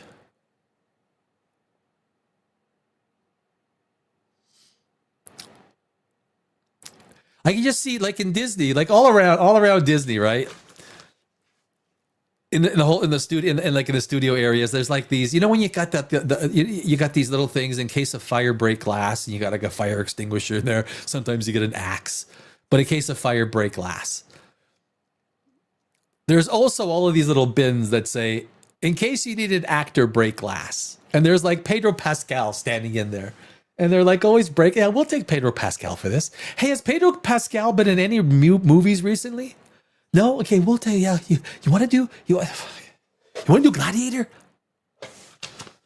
Because of course, my first thought is Gladiator, Pedro Pascal. Pedro Pascal. Maybe. No, we just finished the Conan the Barbarian segment. Yeah, we did. Maybe I should call Arnold. Hey, Arnold, if you're gonna do like a King Conan, maybe you need a little bit of Pedro Pascal. Maybe you need a little bit of Pedro Pascal in the new Conan movie. Maybe. Pedro, come to me. Pedro, come. No, don't come. No, just get up. Don't come. Holy geez. So Mandalorian and Grogu, guys. This is what we're talking about. And I don't, and I get it. They should be. They should be. Little Yoda there. Oh my God. Like, I'm sick and tired of watching this. It's not even a good puppet, right? He's a bad puppet. Turn him into freaking AI. I don't care what. Do something with him. He's not that cute. Apparently he talks this time in the movie. Apparently he talks. I think maybe we're going to get into this a little bit. And this was granted, this was done about a week ago, but there's more we got to talk about before this fucking movie comes out. A character, if you cannot show a character's face, if you cannot empathize with a character, if you cannot see and relate to the character, we relate. This is why, if you like Denis Villeneuve, I will say, if you watch Dune 2, who is the master and understands the close-up? And this is what a great director understands. The difference between a close-up, mid-shot, and establishing shot. And of course, there's different shots in between there. But a director like Denis Villeneuve if you're going to do a Denis Villeneuve movie, you know you're going to have that shot, a lot of it. And you better be pretty good at the close-up. Now, Rebecca Ferguson, she's one of the best. Rebecca Ferguson is one of the best. Timothée Chalamet is not bad. You know what? And Zendaya gets a lot of flack in Dune. I do not mind her in Dune. I don't mind her at all. I don't think she takes away from the movie. I know people argue with me on that. I don't think she takes away from the movie. I don't. I think casting is really good. And I'm so looking forward to Dune 3, right? And Dune 3 took the whole IMAX from fucking, like, you know, Dumsday. Fuck, I hope Dumsday fucking bombs. I do. Because it serves Kevin Feige right for 6, 7, 8 years of his dumbass shit. And now he's trying to, like, come out. Oh, like, we'll you know, he's leaving soon. So he wants to end on a high note. There's actually something with the Young Avengers. I'm doing it on Thursday night. There just wasn't enough room. The Avengers Doomsday, like the Young Avengers. There's some rumors that they're going to have the Young Avengers. Oh, my God, really? So anyway, guys, Disney execs worried Star Wars fans won't be satisfied by Mandalorian and Grogu movie. Wow. You must be a prophet. The Star Wars franchise may be prepping to weather another flop. Of course it is. Star Wars, The Mandalorian, and Grogu. You know what? Let me I hate this font. Now, you guys know you can change the font by right-click and you hit inspect. You find the font. Do you guys know this?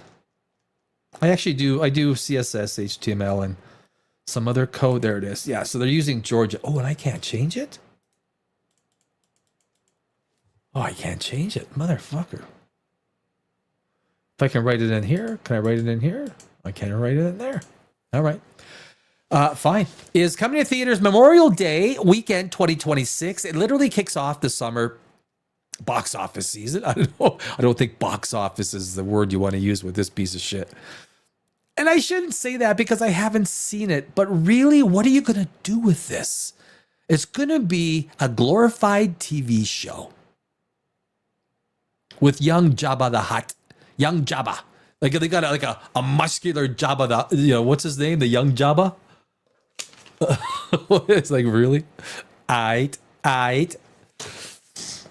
Picking up where the 3-season Disney Plus series left off, this will be the first theatrically released Star Wars movie since 2019 Star Wars. Can you believe it, guys? 7 years? The Rise of Skywalker had such a negative effect that it destroyed movies for Star Wars for 7 years. I think that's what they do, right? Which was generally disliked by fans. Worryingly, a new report suggests that Disney executives fear a repeat. Guys, it's fucking Mandalorian and Grogu. Like no one was around the table. And Favreau's pushing his project. Jon Favreau, he's pushing his project. Kathleen Kennedy's there. Filoni's there. The weather guy is there. No, Bob Iger probably wasn't there. He's doing the weather.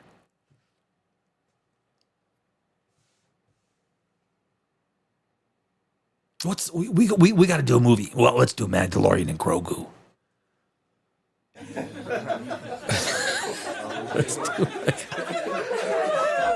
Let's do Mandalorian and Grogu. Is this, guys? There's 12 of us here. Is this the best idea we got? Is this the best idea we got?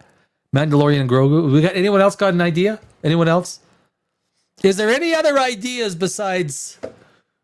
I'm sure someone said we could do a Boba Fett, but like, holy fuck, what? What'd you say?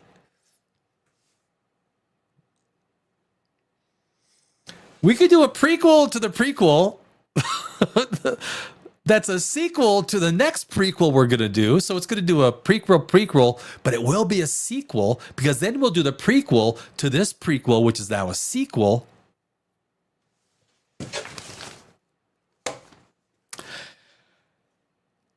According to Variety, there are concerns that an unconventional 36-second Super Bowl spot. There are concerns that an unconventional 36 on the Mandalorian and Grogu that featured the little characters riding a wagon pulled by tauntauns failed to generate the kind of excitement for the marketing team was hoping to spark. I would have to put in question the entire fucking marketing team. The Mandalorian and Grogu Super Bowl trailer annoyed fans when it revealed nothing about the movie, riffing off Budweiser's commercials.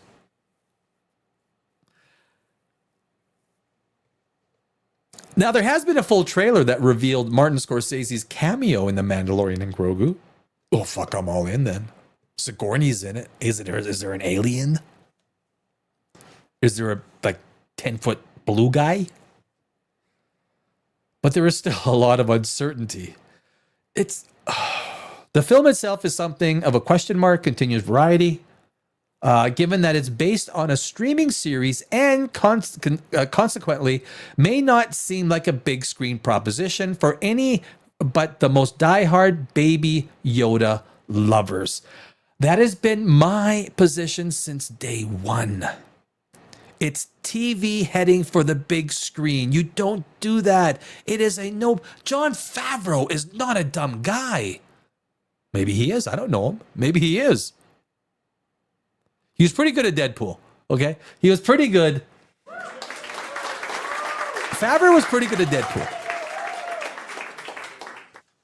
I mean, that was a funny exchange between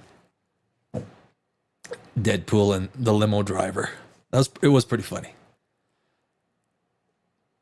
He should stick to acting.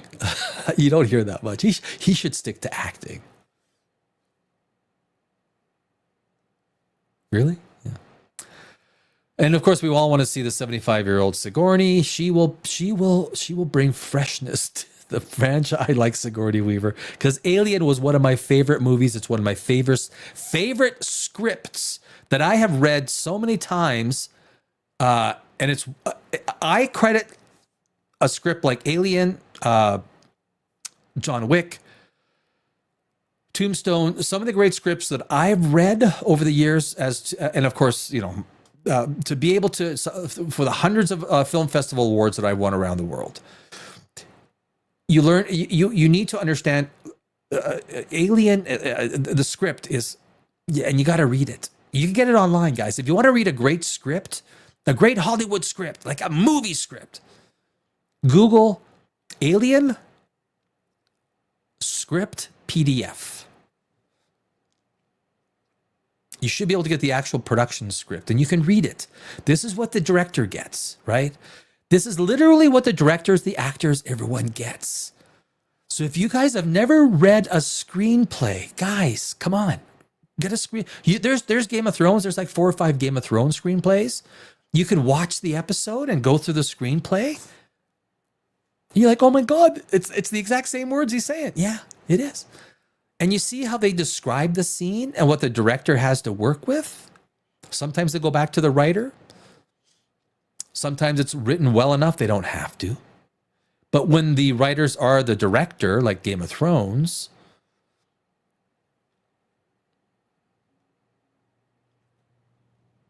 or like Denis Villeneuve, he's a writer-director. Look, writer-directors tend to be the best. If they're involved in the writing, they know what the intent was for a scene, and on and on and on. But anyway, however, another Star Wars movie is on the horizon, slated for release next summer. The outlet concludes there's a sense that Star Wars Starfighter, a spin-off from Deadpool and Wolverine director Sean Levy, is more likely to satisfy fans when it hits theaters next spring, with sources who have seen footage praising Ryan Gosling's performance and suggesting Levy has recaptured the franchise's spirit of fun. Well, look, they got the right guy, right? Hail Mary with Ryan Gosling. And this is like a Canadian guy from a small town. Sault Ste. Marie, where's Ryan Gosling from? Where was he born? Ryan Gosling. Where was Ryan Gosling born? Oh, London, Ontario. London, Ontario. Canada. London is actually the capital of Ontario. It's not Toronto. He was born in London, Cornwall. So he grew up in Cornwall, Ontario. His ancestry is French Canadian, as well as English, Scottish, and Irish. Oh, he's about as Caucasian as I am. The Gosling family moved to Cornwall, Ontario, where Ryan grew up and was homeschooled by his mother. Wow. Usually that's not a good thing. It's not. Katy Perry. For example, Katy Perry. Is math a part of science?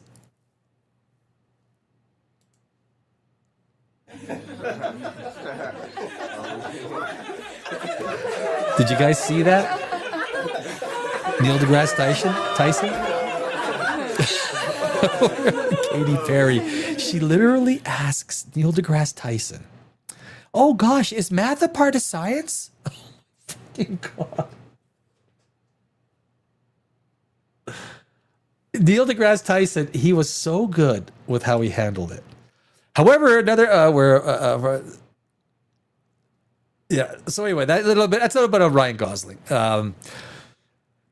It's like Brad Pitt. He's from a small town. Brad Pitt's from a small town in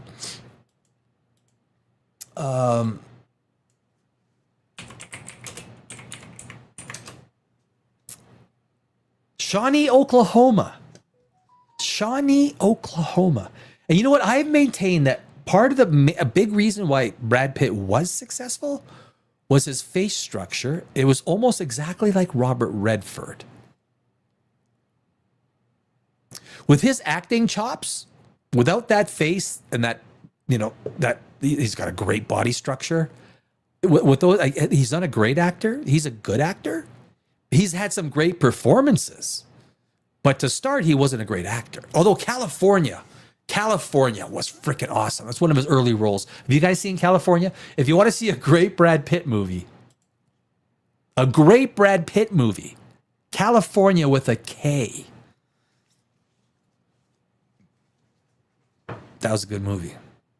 Star Wars Starfighter will focus on original characters a few years after the events of the Skywalker saga, with Gosling being just one member of a star-studded cast. Star-studded. I like star-studded. Maybe they'll tell us about, which breakfast cereal we should be eating. I don't know. The Mandalorian Grogu failing to enthuse fans about franchise's theatrical return wouldn't exactly bode well for Starfighter. Actually, it probably would. Because you gotta get rid of the shit before you get, you gotta flush it all down. Flush the shit down.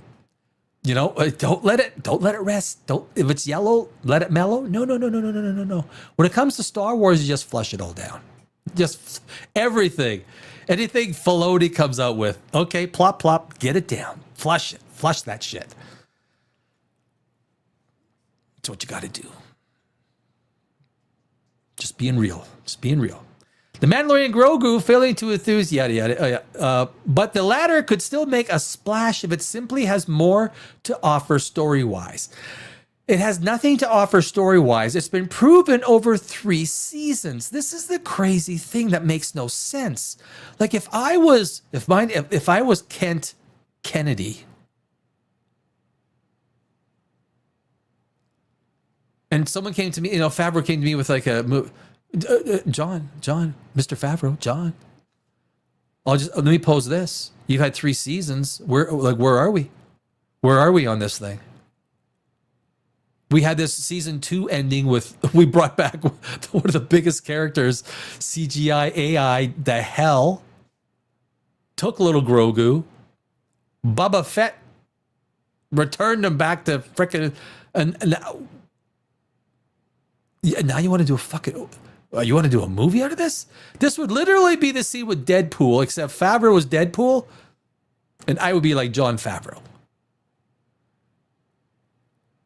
John. We may have to set you out to pasture. Like your movie days might be done. Go back to Marvel. See if you got one to squeeze out there. See if you could squeeze out a Coiler. Just squeeze one more little one out there. Favreau was done after the Mandalorian Grogu. He's done at Star Wars, but this is a bad idea. I haven't seen the movie.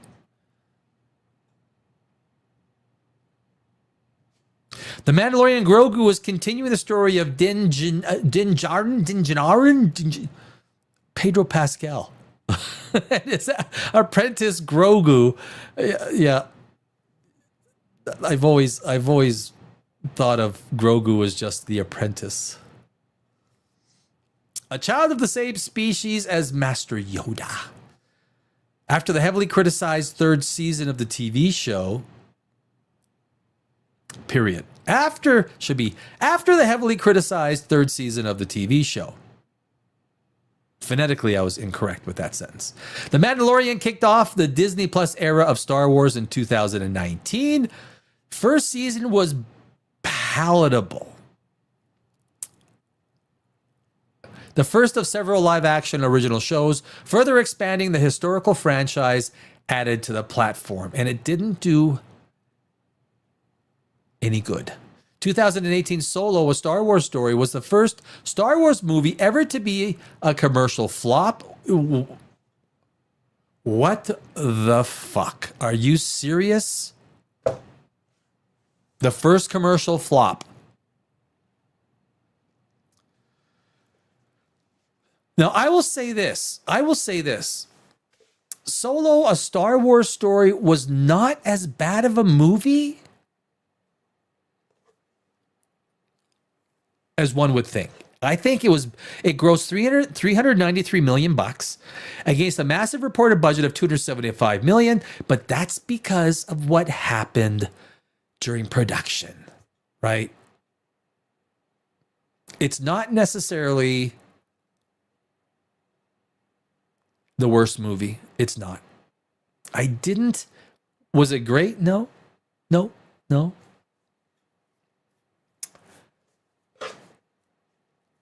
I don't think the casting of Lando Calrissian was the best. There are parts of Solo that were okay. It's not the worst Star Wars movie. The Mandalorian and Grogu reportedly has a more reasonable budget of 166 million. So in Disney talk, if they're releasing a budget of 166, it's probably about 240, 250.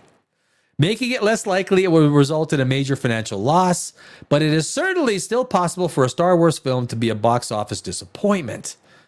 I mean, if I can go back over the numbers and probably argue that all three of the Ray Palpatine movies were a financial disaster or a financial loss. All three of them. Maybe the first one. What was the first one? Maybe it did $2 billion. Maybe they squeezed out, 100 or 200 million bucks out of that one. But The Mandalorian and Grogu will release in theaters on May 22nd, 2026, my friends. There you go.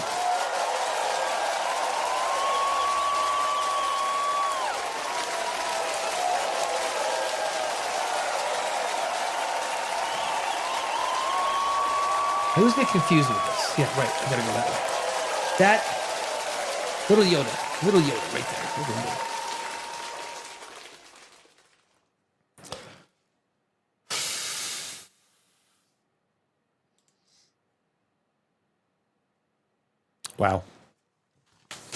Wow. So we'll see where we're going to be talking a lot more about Mandalorian and Grogu. We are, but as we head into May 22nd, there's going to be a lot more stuff that comes out. They're going to have more promo, more things that.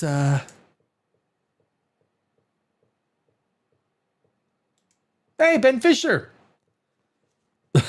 Sup, awesome peeps. The peeps are awesome, aren't they? Yes. Yeah.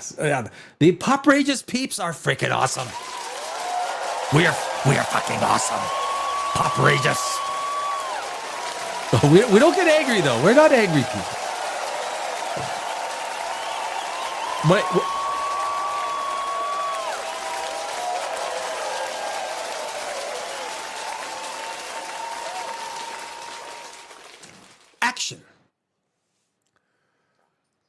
And that's, that's kind of one of the important things, right?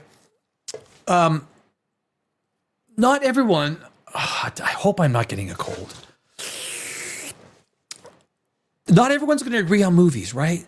Like Superman 2025, I will speak from a technical screenwriting, movie making perspective till the end of days on how bad that movie was. How bad the character was, how bad the relationship between Superman and Lois was, how they freaking butchered Superman's parents. Made them look like stupid imbeciles. Stupid freaking imbeciles. What did Zack Snyder do? There's two relationships that are critical to any Superman movie. And Zack Snyder nailed these two. Nailed them. Superman and Lois. And more importantly, Superman and his mom. Clark Kent and his mom. Kal-El and his foster mom. Those are the two relationships you gotta frickin' nail with a Superman movie. Zack Snyder did it. Why did we feel? Why did we feel?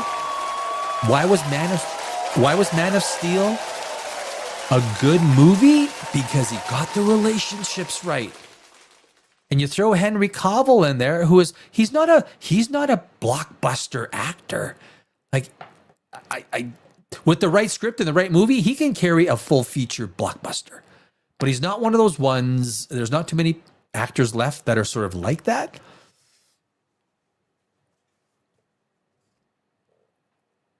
But what Zack Snyder did, what I hated about Superman 2020, and no one talks about it. What James Gunn did to his parents was a frickin' disgrace.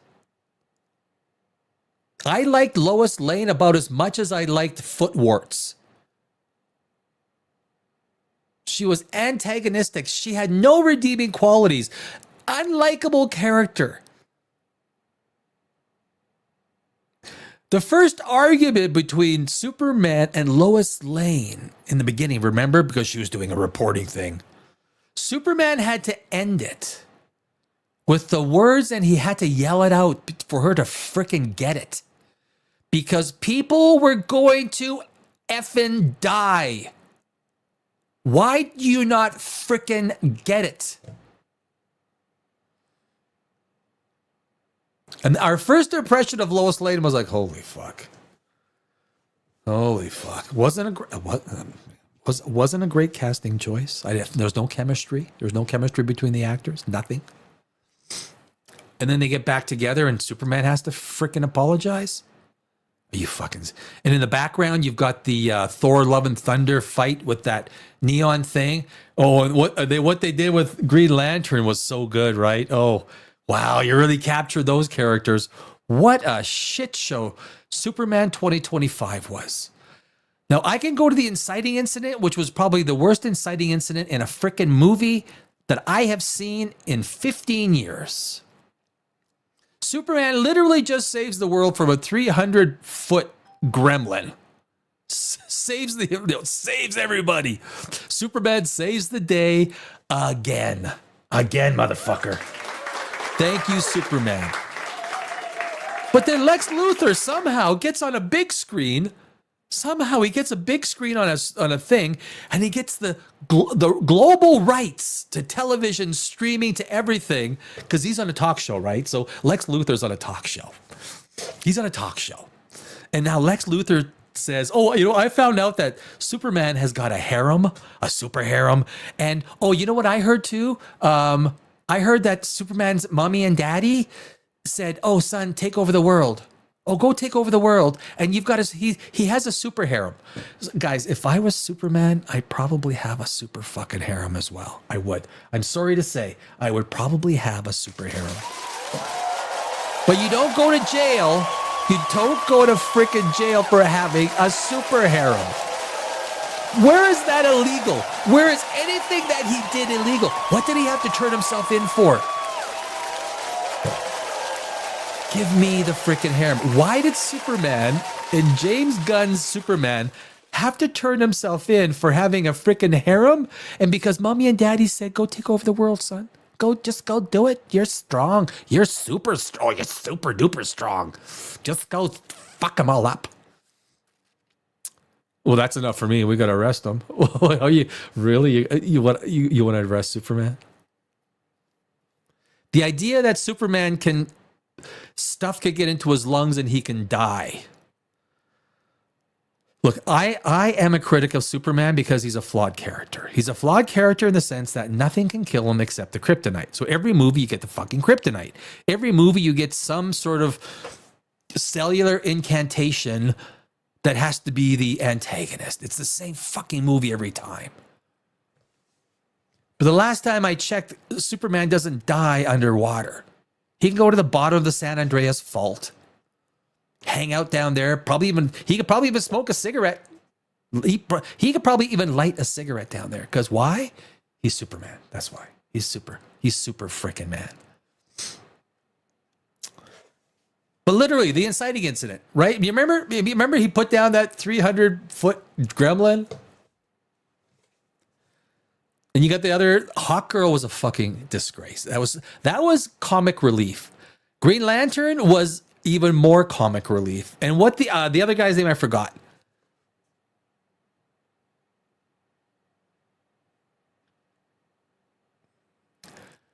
But somehow, it's at the 33-minute mark in the movie. Watch it again, guys. Watch it. Superman puts down the 300-foot gremlin. And then all of a sudden, all over the world, somehow Lex Luthor gets on every internet, everything streaming, everything.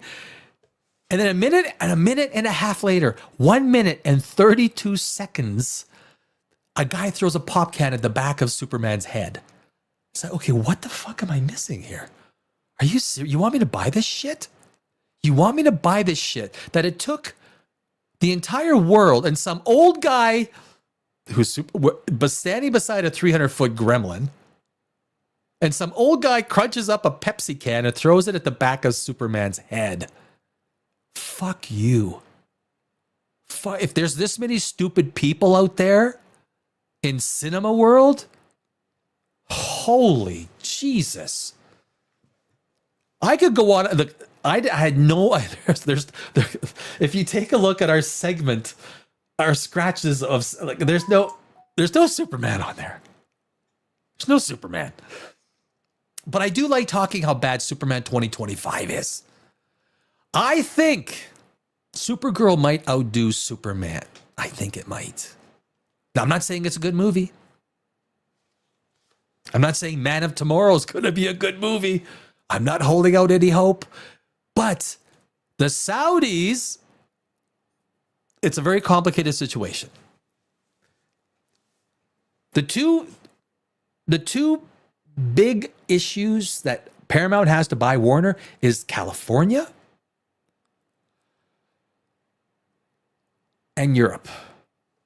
Europe is probably going to force them to divest themselves of some properties. You hope it's not going to be HBO. Well, maybe you do hope it's going to be HBO. Maybe you do hope it's going to be Lord of the Rings or something else. The way they've done Starfleet Academy, I don't hold up much hope for the cinematic powerhouse that is Paramount. But the Saudis are putting up $24 billion, and it probably is more in the background. The Saudis. And the Saudis love the Snyderverse. The Saudis love the Snyderverse. I will almost guarantee you, if Paramount buys Warner Brothers, and they will have to divest themselves, and I think because there's a $7 billion breakup fee that they will divest themselves of certain properties so they can buy this, you will see the return of the Snyderverse. That is my prediction. The Snyderverse is coming back. It's coming back. Compared to the Gunverse,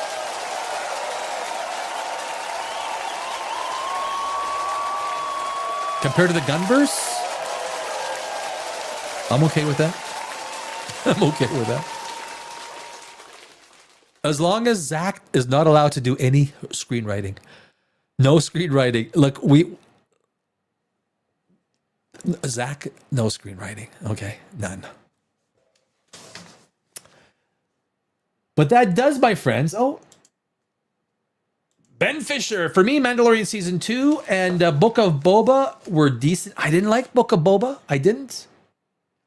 I would say I nerded out when my boy Cad Bane returned for a Boba Fett shootout. I wish I could agree. I did not like Boba Fett.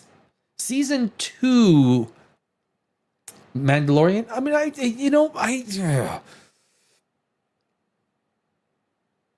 get it. You know, Zack Snyder nailed Pa Kent. Yes, he did. And Mummy Kent. Vivander and Mummy Kent.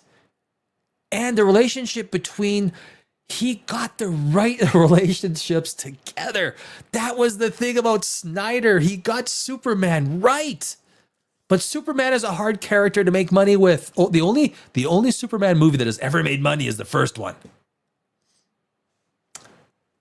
Zack Snyder nailed Papa Kent. Look, you felt the emotion, right? You felt the emotion when Clark Kent Superman came back to life, and he went back, and his mom saw him. You felt it. You felt it because he set it up. It was good casting. And Papa Kent, yeah. Zack Snyder nailed Pa Kent. Do I let them all die? Maybe. Yeah, you would have a harem. I would. If I was Superman, are you like? I'm sorry, any guy who was Superman. You have a harem? Well, fuck, I'm Superman. Like, I don't even have to try. I go to a bar at nighttime. I go to a bar wearing tights, spandex. Granted, I got a big freaking, they like the cape. I don't know. They like the cape. The girls go crazy. They like the muscles. They like the strength. They like the fact that, like, I can't get drunk, so I can fly home and I can fly them home. But it's not illegal. It's not illegal to have a super harem, and it's not illegal to have your parents tell you that, take over the world, son, take over the world. There's nothing that Superman did fucking illegal. What did you do illegal? Clark, Superman, Kal-El. What did you do that was so fucking... What did James Gunn tell you did illegal? You had a harem? Oh, you motherfucker. Yeah, but it was offshore. It was offshore.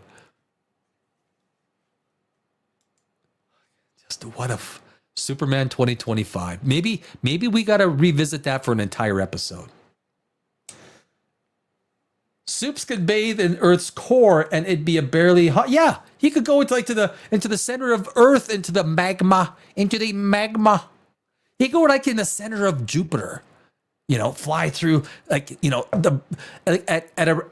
is it, around 600 miles? It becomes, or 250 miles, it becomes the equivalent pressure of the San Andreas Fault at 250 miles into Jupiter. If you keep going into Jupiter, you start getting the core of Jupiter, which they believe it's liquid hydrogen. Yes, hydrogen's a gas. But at the core, they think it's a core of liquid hydrogen that is bigger than the Earth. And down there, it's about 24,000 degrees Celsius, which is hotter than the surface of the sun. The Superman could go down there and bathe in the liquid hydrogen if he wanted to. I don't think a few little stuff getting into his lungs and chest is going to hurt him. Yes, mister. Oh, yes, Mr. Feister. Ben Feister. Here's my honest question from a lore and screenwriting perspective. Did Gunn Superman v. Smallville Tom's Wellington's So that is going to be pure. I'm going to say yes. Or did Gunn Superman v Small? Oh, which feels more like Superman. Probably Smallville. But the real answer is I still my favorite Superman is still Henry Cavill. I know with what's his name, wheelchair.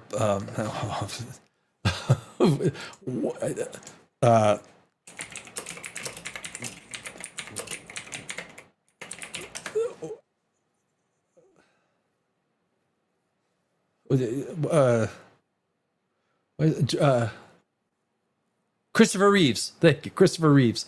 I don't know why I couldn't remember his name. I remember the day that accident happened very well.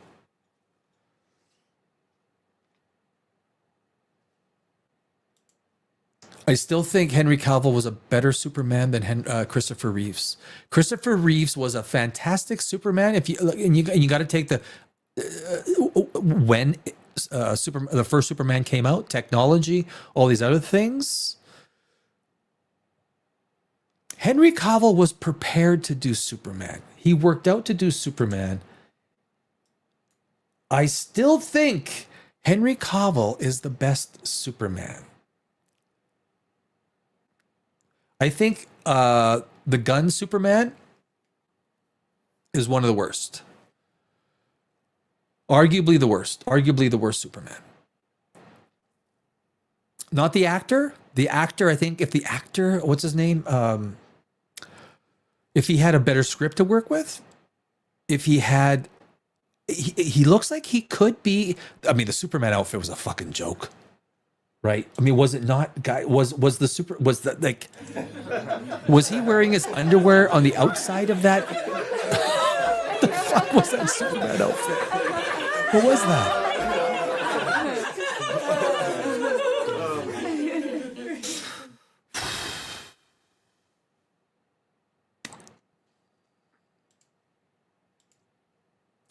How Superman regenerates in the sun to recharge after his fight with Anti-Monitor. Yep, my Superman will always be Christopher Reeve. He literally was embodiment of Superman. Yes, and I think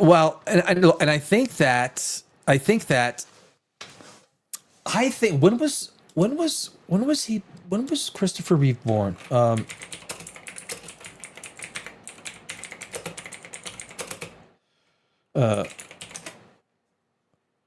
1952. So he's way older than I am. Way older.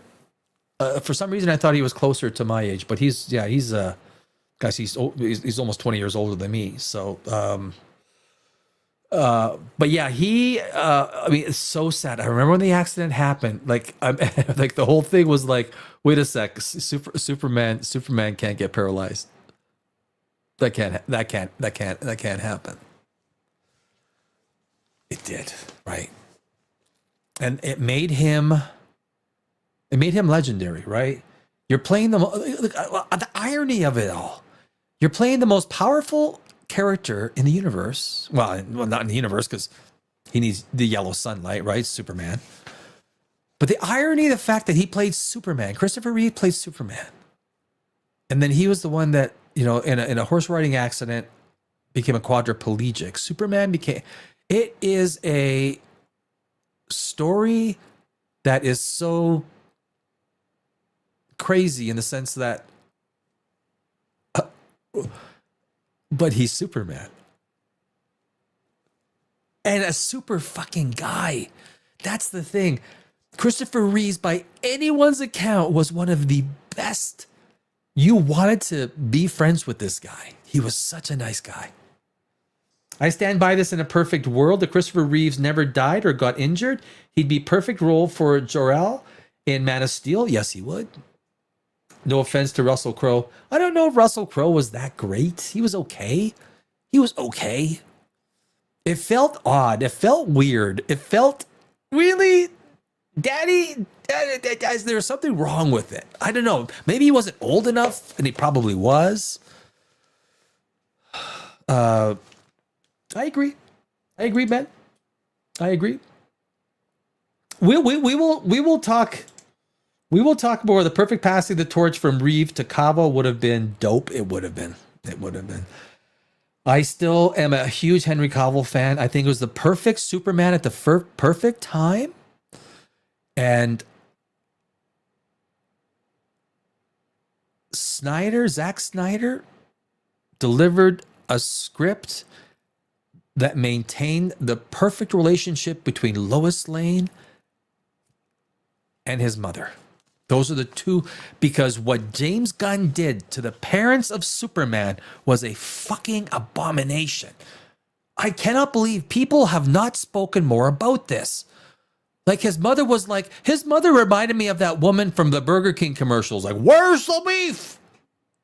Where's the beef? That's what she reminded me of, because she was so stupid with she was just stupid. She was dumb, right? 60 IQ. Father wasn't much better until we got that one little speech sitting there with Kal-El.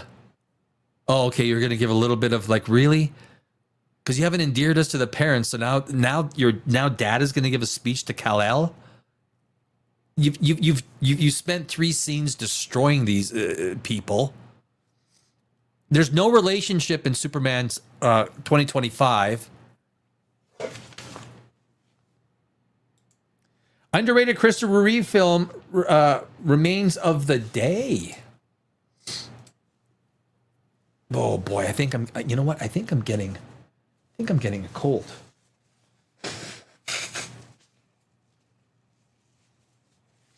I hope not.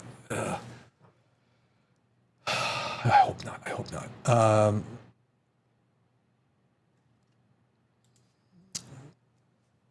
Is there Christopher Reeve? God, was it 2004 that he passed away? It doesn't seem that long ago. Let me share this with you guys.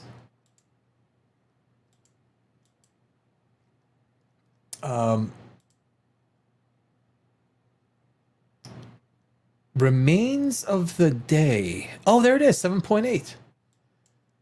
1993. This is pre-Superman. Oh, wow. Anthony Hopkins. I'm going to write that down. Remains of the Day.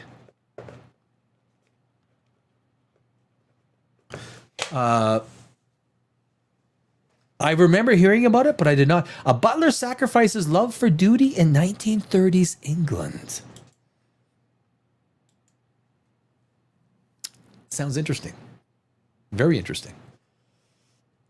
I will say, love the subtle moments that speaks louder than the action. May I give an example? Sure. Give an example. Yeah.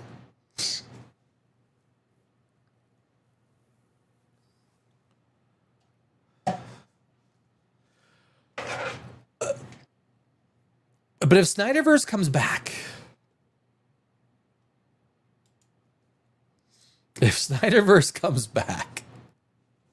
and a good chance, if Paramount buys Warner, I'm telling you guys, there's a very good chance Snyderverse comes back.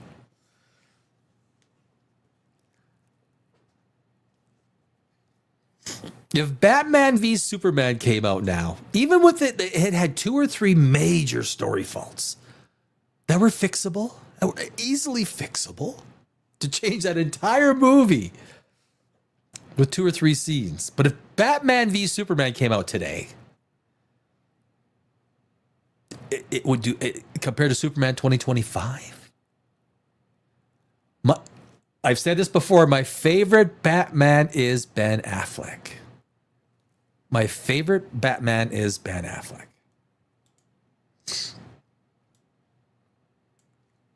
Part 1, when Supes emerges in Man of Steel, the Smallville battle, and the military soldiers are pointing their weapons at him, the silence of the scene spoke to me.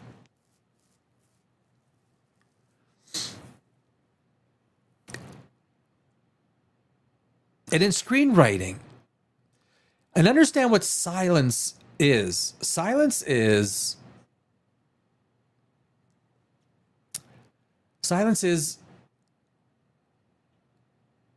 the unspoken word. That is literally what screenwriting is, right? It's unspoken word. It's show don't tell. I mean, it's like Mission Impossible. For the first 30 or 40 minutes, we're told everything about the movie. Like, we're told everything. It's like, okay, do we need to keep watching it then? Because you literally just spent 30 or 40 minutes telling us about it.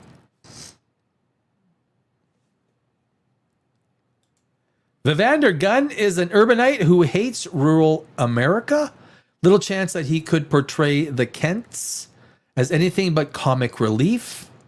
Well, yeah, that's what he did. Part 2, the soldiers pointing their rifles at Soups, not because he's afraid of the soldiers, but because he knows the soldiers are afraid of him. It's these subtleties that oftentimes give us the little chills on our spine, right? Another good example is, and I just watched it, is when Avengers, when Natasha Romanoff goes and sees, in the very beginning, goes to convince Banner to come and, because Nick Fury wants them on board. That scene in the home was a beautifully written and constructed scene. It really was. Very beautifully.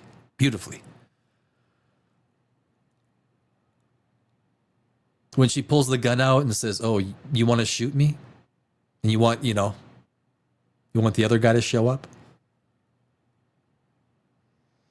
And he slams his hand down and, "Don't lie to me." It doesn't matter how many guys are outside, right? This is the Hulk. Everyone knew this is the Hulk. And it was a beautifully written scene. That scene with Natasha Romanoff coming to talk to Bruce Banner. It was a well-written scene. There's a few well-written scenes in Avengers, in the Russo brothers, well-constructed, well-written, great character scenes. But that scene, I think it's stuck. I think it's the scene. It was, again, well-written. And of course, you put Hawkeye and Natasha Romanoff together when they go to the whatchamacallit to get the Infinity Stone, and one of them has to die. It's a well-constructed scene. Well put together. Of course, Natasha Romanoff died, and then we get the Black Widow.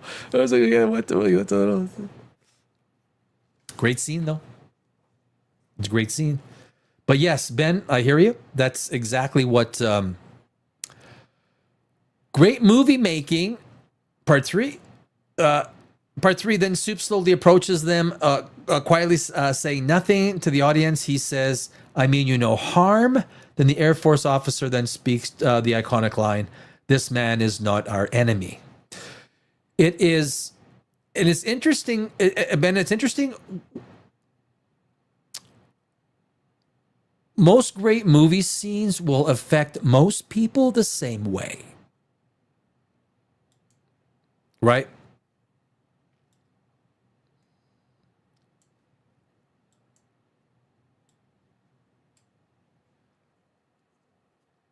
A great scene will affect most people the same way. Emotionally. When you write a screenplay, when you write a story, when you write a TV script, the only thing you need to do or have to do is move the audience emotionally. Big explosions, big boom, bang, boom, all this stuff doesn't move the audience emotionally. You need to move. That's why the death of Iron Man and the way they did it was beautiful. It was beautiful. I just watched the 3 Captain America movies, and then I watched the Avengers just over a week ago. I enjoy the 3 Captain America movies more than I enjoy the 3 Iron Man movies.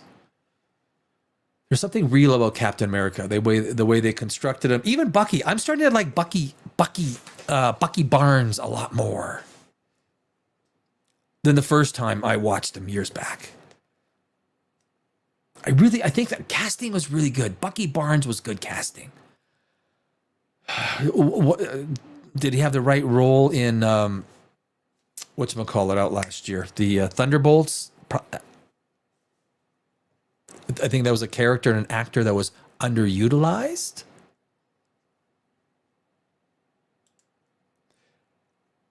I hope you know which. Yes, I am. Yes, I do.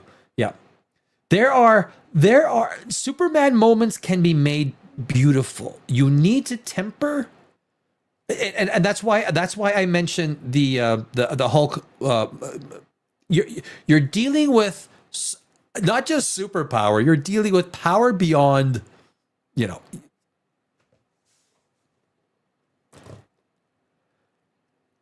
And how you handle that superpower cannot be, it needs to be in a way that's tempered through the average person. And that is exactly what that scene did. I like the scene in Man of Steel where a young Clark bends a fence pipe rather than lose his temper with the town bully. It was some good, simple character work. It was. You know what? I watched a couple of nights ago the first Amazing Spider-Man. And I need to remind myself why I didn't like them as much. And it's so blatantly obvious why. The first Amazing Spider-Man with I liked Andrew Garfield was a good Spider-Man. He had a terrible script. So when the guy goes, you didn't make us hate the guy, right? Spider-Man had 2 cents. He was missing 2 cents. He's got a 6-pack of beer, grabs the money, runs out. And then the guy, he's running away. The guy leaves the store chasing him. He trips and falls. Somehow, where did the fucking gun come from? I don't know. And then Uncle, what's his name, is standing there. They get into a fight. What seems to be an unintentional gunshot. He didn't seem to me he intended to kill him. So it was such a sloppy mess of surface level, which should have been deep embodied emotion. And then the way he became Spider-Man, he walks into the room, is like, oh my God, I think something just bit my neck. What was that? You got to make this shit more dramatic, man. And then within 20 minutes, he's like full on diehard Spider-Man. Terribly written movies. I don't think Andrew Garfield was a bad Spider-Man. Have I been saying Superman instead of Spider-Man? I might have been. But I don't think he was a bad Spider-Man. I don't think so. One other moment I love is Lois at the end tells Clark, Lois Lane, welcome to the planet. To Clark, she meant welcome to the Daily Planet. To Superman, right? To the Superman, welcome to Earth. Then cuts to credits. That's good screenwriting, right? That's good. I love Andrew Garfield, but under the Silver Lake, it was some weird, creepy. He was a good Spider-Man with bad freaking scripts. Bad scripts. For me, I noticed a lot of those subtle but quietly profound moments in the films. Look, those are emotional films, Ben. And Vivander, I agree with you with Andrew Garfield.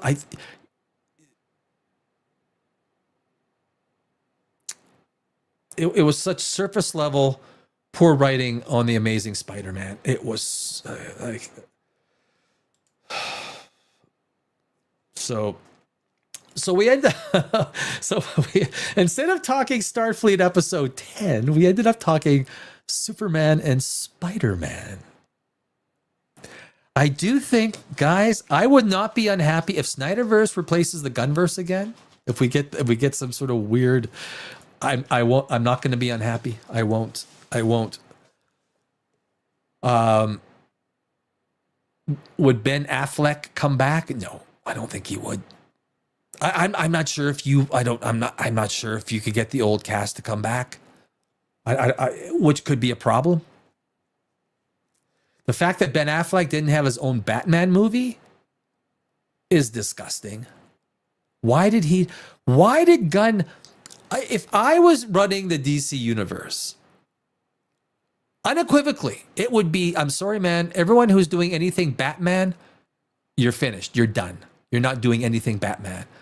I am doing Batman to start the DC universe. Batman he embodies world building. He embodies tone, world structure, the structure of protagonist, antagonist. Batman is everything. When you think about Justice League, you think Batman. When you think about DC, you think Batman first.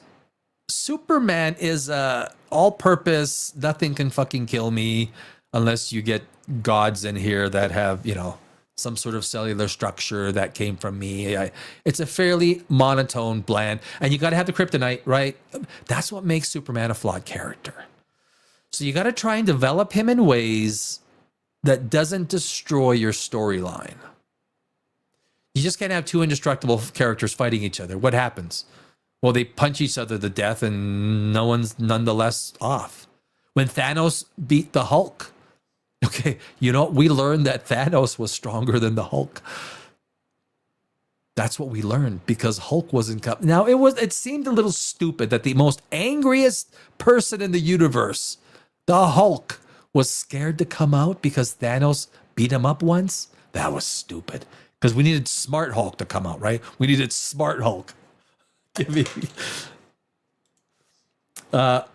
My Batman is Nolan's Batman. I love the realism that made Batman believable. Fight me. Affleck was the brawn. Bale was the believable tech Batman to me. I'll agree with you, Ben. I thought the fight scenes were some of the worst ever. It was bad boxing. It was just really fucking bad boxing. The third one was an embarrassment. I think the third Batman was, and I can go from having the very idea that you're going to trap 20, 30,000 police officers underground. Really? Every single one went underground? And somehow you're going to trap them without killing them? And then they come up without beards on? Without beards, really? Of course. Of course. And then the worst scene, Ben, the worst fucking scene. He just beats the crap out of Bane, right? At the end, right? Batman and Bane, Batman gets his revenge. He lays into frickin' Bane. And then the little girl with a fucking butter knife. Ugh. She penetrates the Batman suit with a little fucking butter knife.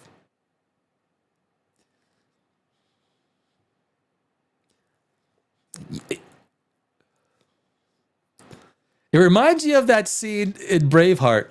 I should have remembered the rocks. Aye, you should have. I should have remembered the butter knife. He just beat the crap out of Bane. Of course. Of course. Just lays the crap out of Bane. One more thing. You would, what was that? That was a fucking butter knife going through your bat suit into your side. And now he's incapacitated. Batman can't do anything except, Fuck me. Dude, that was one of the most embarrassing fucking scenes in movies. And that was a Christopher Nolan scene. I'm telling you, people have got to wake up with that third Batman movie. That was an embarrassment.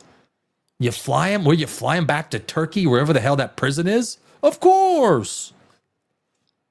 And he gets out again? Of course. I'm sorry, Ben.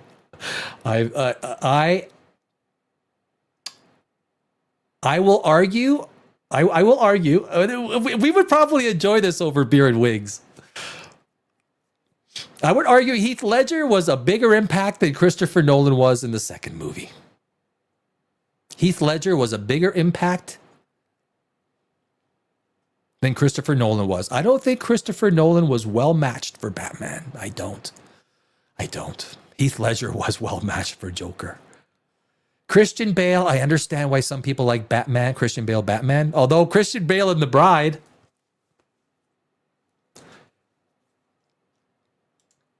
but It's beer and chicken wings discussion, right? It's a beer and chicken wings discussion. I can rewatch Batman Returns ad infinitum. It was such a beautiful dark fairy tale. That. Wait, are you now? You're talking about. Oh yeah. Oh, Batman Return, the 1992 one. Okay, sorry. Michael Keaton. Michael Keaton Batman. I remember when the first Batman came out with Jack Nicholson, right? I mean, that's a different era. That's the late 80s. 92 with the Penguin, Batman Returns. Michelle Pfeiffer was a good Catwoman.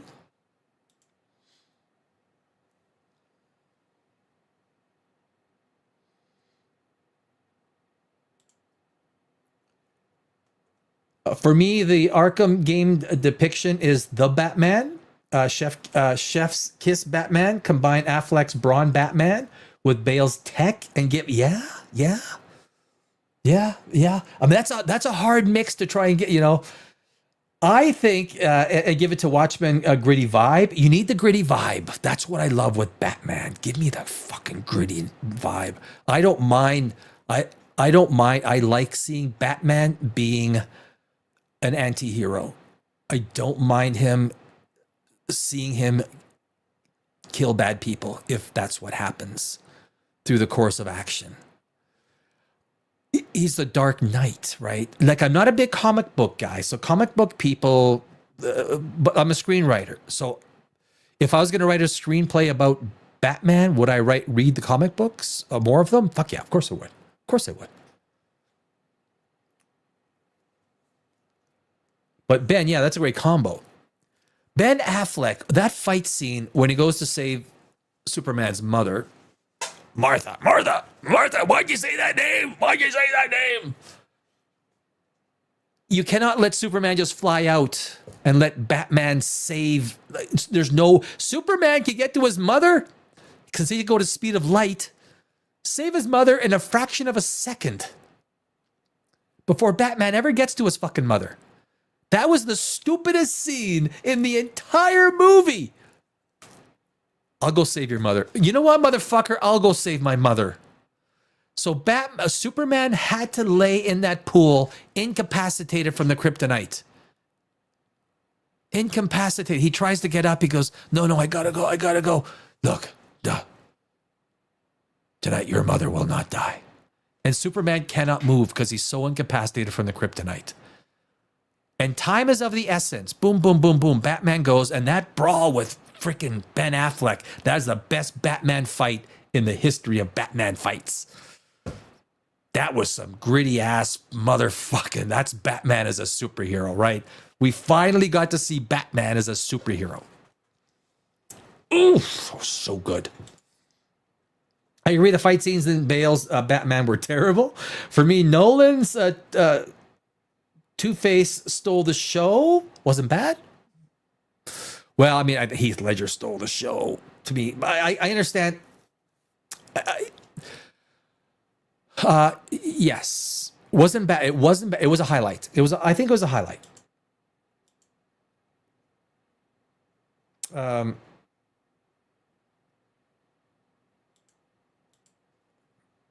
The best thing I think I love about Bale's Batman is the moral dilemmas. There's definitely, you can learn from I won't kill you, but I don't have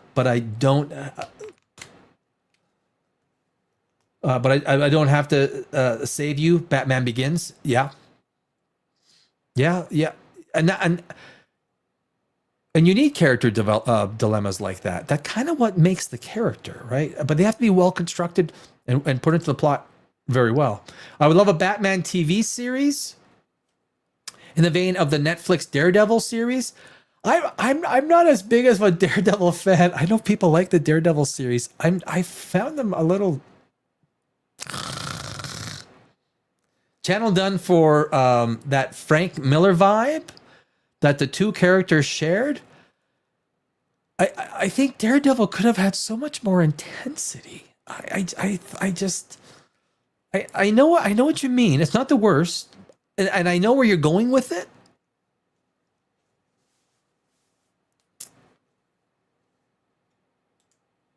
You either die a hero or you live long enough to see yourself become the villain. That's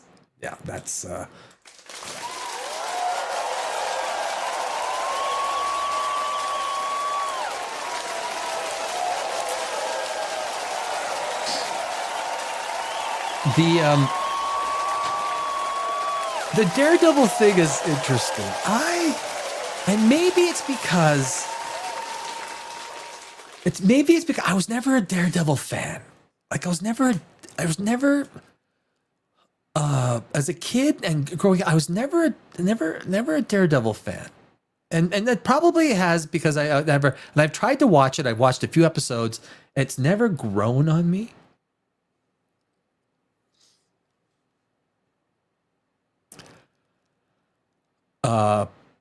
Like Peacemaker. I watched I think half 3/4 of the first episode, and I can't watch it. It's unwatchable TV for me. Unwatchable. Peacemaker. It's unwatchable TV. It's like unbelievable that someone even decided that this is a TV. Wow. You know what? I never watched. So I watched a little bit of Gotham. It was dark and gritty, right? It had that dark and gritty feel. Or dark and grittier, but I never watched it. I was never a CW fan. I don't. Was it? What was the Gotham 2000? Oops.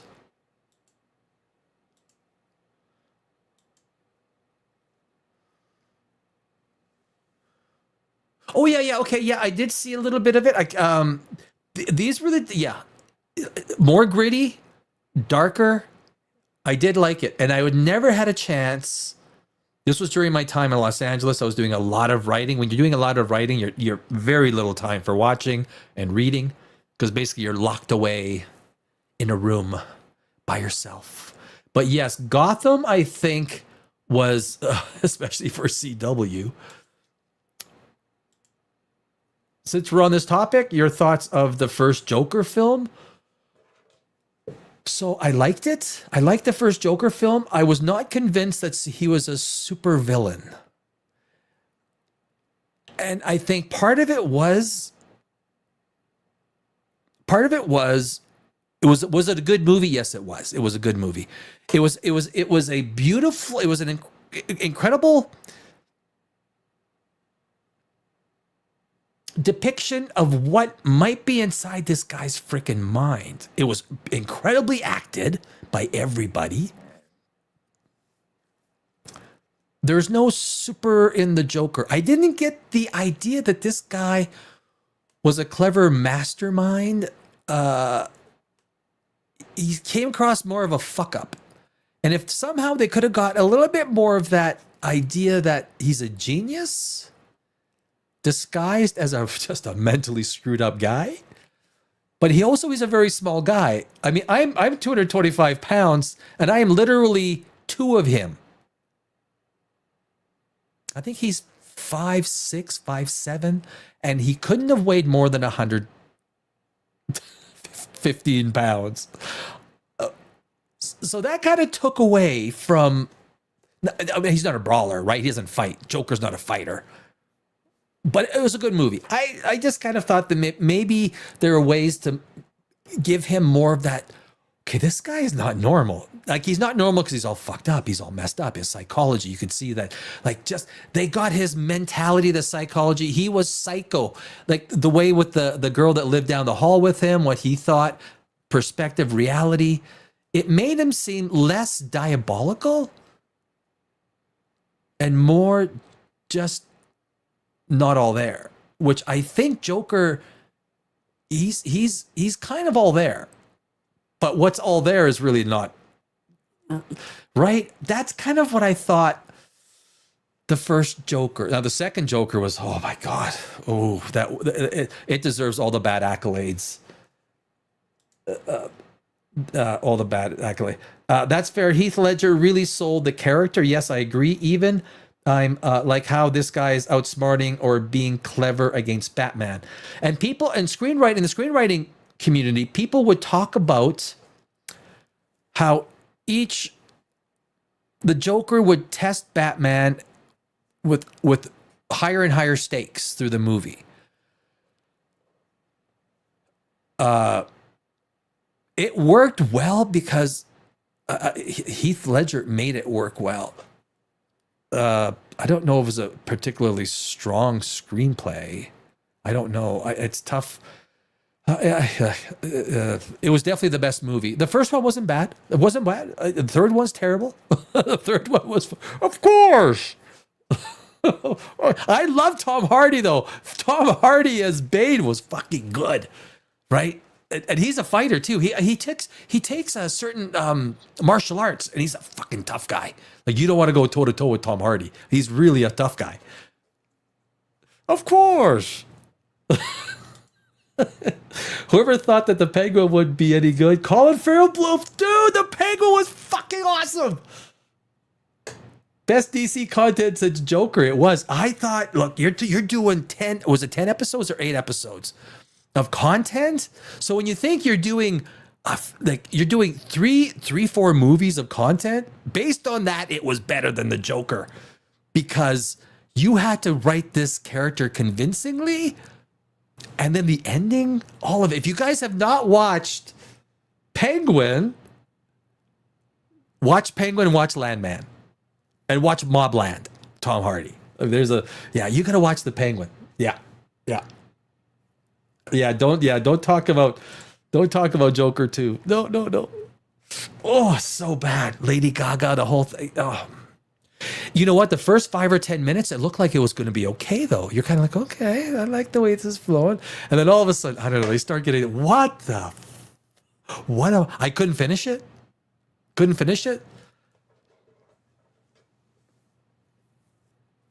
Like when I'm watching, when I'm doing videos here, and I usually start early in the morning, like at 3 a.m. I have I got a big 60-inch TV off to my right, and I always have something playing there. So I do a lot of science videos with all of my other stuff, and of course with getting ready for the show and everything like that. So I always try and watch something. Sometimes it's older stuff that I haven't watched, older stuff that I have watched to try and get back into it. But yeah, Penguin was a soprano level well done. Yes, yeah, it was. It was Colin Farrell. I wouldn't have guessed that he would have kicked it so well, right? So well. There are Gotham is one of those shows I kind of wish that I would have watched more of, but it was a time where I just had no time to spend with, like even with like some of these TV shows, you're going back in the 2000s, they got 20 episodes a season. I'm not going to watch 20 hours of something for one season to get 6 seasons. Holy shit. I kind of like the 10 episode season. Give me your best over 8 episodes. I don't need 26 episodes. Holy. I'm a huge Soprano fan. Oh yeah. And Penguin really sold that vibe. It did. Yeah. There's some TV, great storytelling. Went a lot of it. TV never had this level of storytelling back in the 90s, right? It was very compartmentalized, structured, almost predictable type scenarios. And when strong storytelling, movie level storytelling hit TV, which was probably mid 2000s, late 2000s where it started, where actors did not mind doing TV. Like there was if you were a movie actor, you didn't want to do TV. There's no way. I'm not doing TV. I'm not fucking doing TV. Now, doesn't matter who you are, right? Actually, well, there's some, I guess, DiCaprio, Cruise, Pitt. Which actors don't do TV? DiCaprio, Cruise, Pitt, and these are still the somewhat bankable movie stars. Look, F1. I was listening to. When was I listening to? I think it was yesterday. I jumped in for about 20 minutes of Gary Beekler, Nerdrotic, and he was talking about that there was no actors like superstars left, and I disagree with him. Brad Pitt F1 was his best movie ever. Brad Pitt in F1 sold it. Without Brad Pitt in F1, he wouldn't have sold it. Tom Cruise in Mission Impossible sold it. Without Tom Cruise, that movie would have bombed. Look, there's lots of unsuccessful movies in the 80s and 90s that big actors did that bombed. What was the Arnold Schwarzenegger one with another action hero? The action hero one where they act on the side of the shuttle. It just bombed. It just bombed. I still think there are some. I think DiCaprio on his last one, his last movie. What was it called? The Wokey Pokey Wokey one. I think he lost some of his superpower. I think Cruise and Pitt. Chris Pratt is not really a bankable star. Chris Pratt is kind of like Henry Cavill. Fucking awesome and ensemble cast. Awesome. Denzel Washington, if he gets the right role, Denzel can still be well, I don't know. Can he? I'm not sure. Cruise and Pitt? If you watch Gotham at some time, you might like the depiction of the Joker at his younger age, or at the very least intrigued, right? Because it was all about with them being younger, right? Batman being younger and Joker being younger, which is interesting, especially from a screenwriting perspective. You think, wow, that's some interesting material. I get. I'm not sure how much comic book stuff is. So as a screenwriter, even though I'm not huge into comic books, if I did something like that, I would immerse myself in the comic book, so I understood that through and through. But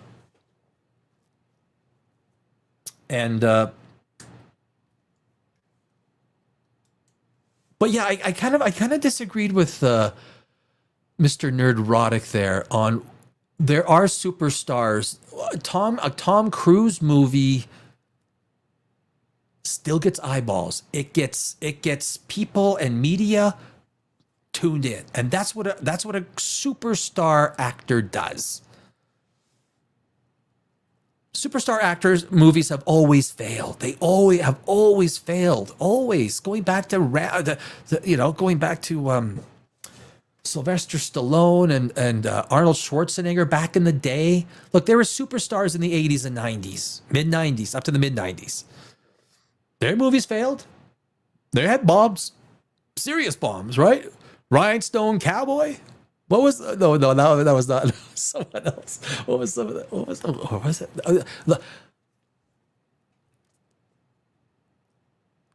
There's not many bankable movie stars left. Cruise is one. Pitt is one. I'm not sure if there's any more.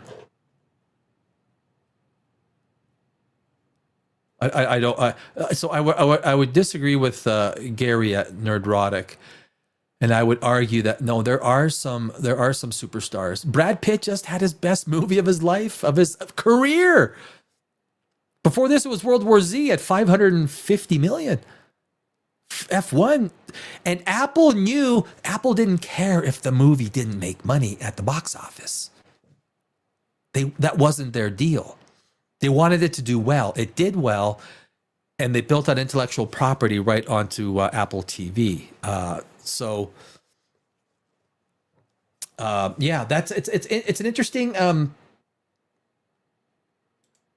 Leonardo DiCaprio, in One Battle After, that was, I forgot the name of it. When One Battle After Another was embarrassing to watch. It set him back. I couldn't believe this was the same kid who did the Basketball Diaries.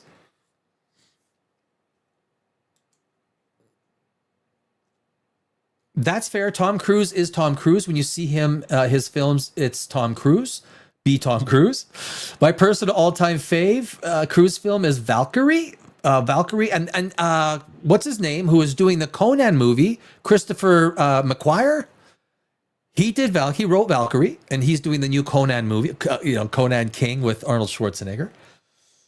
But that's what you find with these actors. Brad Pitt is Brad Pitt in every movie. Like he doesn't really change. Like, Tom Cruise in The Mummy wasn't as much Tom Cruise anymore. I still like The Mummy with Tom Cruise. I like it better than most people do. Just because I like Tom Cruise. But Tom Cruise, when he does something, he brings in the media, he brings in the eyeballs. Whether that movie is good or not is up to him and his writers and his production team. But that movie will get fucking eyeballs. It will get media attention. It will get interviews. It will get worldwide media. It's free advertising. And that's what makes a superstar. When Brad Pitt does something, everyone wants the Brad Pitt interview. Everybody. And only certain media gets the Brad Pitt interview. And the eyeballs and the international media, not just entertainment, cover it, right? And that's what makes a superstar actor, is the eyeballs, just by virtue of that name being attached to it. And so like in the independent movie scene, what's his name from Bruce Willis. They would farm him out before he got too far along with his disease. They would farm him out. And so you could hire in the independent scene, when you do an independent movie, you don't have to have the best script. And you could hire Bruce Willis for 2 days. 2 days. I got this character on Bruce Willis for what's going to cost me? You can have Bruce Willis for 5 days. It's $2 million. Really? Yeah. How many scenes do you need him for? Oh, I want him for like 21. Well, you know what? He'll bang those scenes off. It's not going to be 5, 6, 7, 8 takes. He'll bang each scene off with 1 or 2 takes. You'll have 2 takes for every scene. 5 days, $2 million. And why does that movie sell? Bruce Willis. It doesn't matter if it's any good. Why is international movie cartels that distribute this stuff? Bruce Willis. Russell Crowe did that too. What's his name too? Nicolas Cage, same thing. That's what he's been doing for 20 years. Does 10 projects for $2-3 million a piece. There's probably with some back end. Of course, ended for Bruce Willis. But this is where a lot of these guys, and not so many gals, I don't know if there's any gals that are doing it. But a lot of these guys, that's where they go, right? Russell Crowe. Like, you know how many shit movies he does for $2 million? Right. You know what, mate? What I'll do is I'll give you 4 days. I'll come by. You give me the script. I'll act it out for you. I'll give you 4 days. But you give me 2.5 million. All right, mate? All right. How many scenes you want? 24. I'll give you 2 takes. I'll give you 2 takes for each scene. But I want 3 million. Ah, fuck. Okay. 3 million. All right, mate. You got a deal. Now let's go fight. South Park. Well, we're going to go into a fight. That's good shit. Where are we going to get to? Oh, fuck. South Park. I'm surprised with the whole Tourette's thing. The South Park episode hasn't came. I mean, the South Park episode made so many people aware of Tourette's. Right? When Eric Cartman he got Tourette's, he thought it was a good idea to get Tourette's. So many people became aware of Tourette's. I mean, I really became aware of Tourette's, what it was and how debilitating it is. I think parts of the black community are so freaking embarrassed over it. Holy jeez. That movie, I got to watch it. I swear. It's called I Swear. I got to watch that movie. I swear. Apparently it is amazing. What's the guy from Rings of Power? He also played young Eddard Stark on Game of Thrones. That actor does an amazing job. I swear, that's the movie about that guy. That'll be interesting. What's your thoughts on the upcoming Highlander, Henry Cavill? Henry Cavill is a fucking awesome Highlander. I hope they nail the script because Henry Cavill, the original Highlander, was one of my favorite movies of all time. I loved it. The second one, I think the third one, there was a Modern Times. It wasn't great. It still kind of had that feel, but that original Highlander with what's his name, that actor. I mean, it's the only thing he's ever been known for. I am looking for. I think it's perfect for Henry Cavill if they get the right script for him. Am I right, Ben? For me, and I stand by this, Henry Cavill was excellent in The Witcher season 1. He was excellent in season 1. The script in season 1 was shit. Utter shit. After he left, Witcher went to shit, so I personally believe Henry will sell the Highlander reboot in my view. The first season of Witcher, I was adamant it was fucking terrible. The screenwriting was terrible. You're like, okay, what? Are we going back? Is this back in time, this episode? Or did this happen already? And what the hell is going on? Henry Cavill sold The Witcher. Without Henry Cavill, that show is nothing, and it's proven. I agree with you, Ben. Even in the second season, they started pulling back on on Henry Cavill scenes until the third season. You're like, holy shit! Do you understand who your Stark freaking actor is here?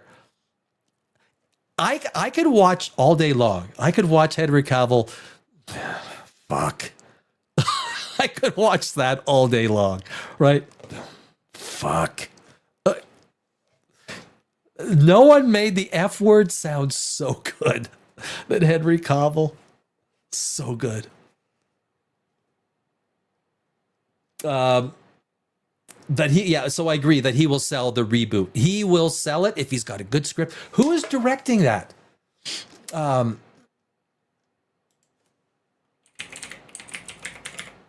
Highlander. And Dave Bautista, right? Dave Bautista's in it as well. That might be interesting. Because Bautista's a great character actor, right? He's a great character actor. Don't let him do Jad Stalinsky. Holy shit. Yeah, I knew that. Totally forgot. Ryan Condell's a writer. Michael Finch and John Petro. So Russell Crowe is Ramirez? Jeremy Irons? Fuck, come on, guys. Jimon Hounsou, he's a great actor. Let me, can I, am I sharing this? I'm not sharing this. This is Highlander. Henry Cavill. So, I mean, look, I mean, it's stacked. It's stacked. This is called stacking the slate with fucking talent. I mean, look at the cast. Jeremy Irons. Anything Jeremy Irons is one of those guys. Kingdom of Heaven. Jeremy Irons was so good with what's his name? He's so good. Jimu Honsa. I can never get his name right. Karen Gillian. You know what? Marissa Abella. Drew McIntyre. So you've got some Will Coben. That's a great cat. I mean, that looks kick-ass. That looks kick-ass. That looks like good. Now, you can do sequels from that, right? You can do number 2s. I shouldn't put it that way. Because usually the number 2s turn into a number 2.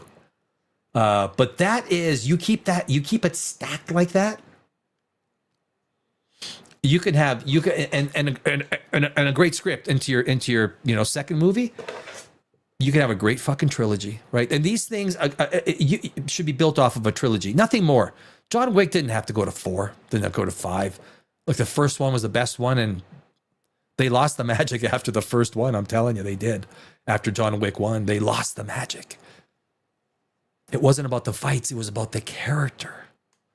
And they never, that's my opinion.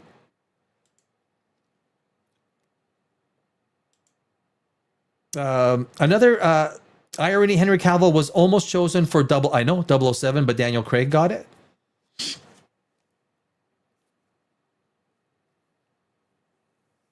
Wait, 007? Daniel Craig got it like 20 years ago. They haven't picked a new 007 yet, have they? Daniel Craig got this. Daniel Craig was I think he was a good 007 until the last couple of movies where the scripts just turned him into not a good 007. I don't know if Henry Cavill would have been a good 007. I'm not convinced he would. I think Cavill as McLeod. You got to get your... Now, he's Brit, so he should be able to get the Scottish accent because he's a Scot. He's a Scottish man. McLeod. Oh! Yeah, I look forward to this. Fucking Henry Cavill as McLeod. Lavender! They should have race-swapped Connor McLeod with a Latino actor. There can only be one. There can only be one. There can only be one.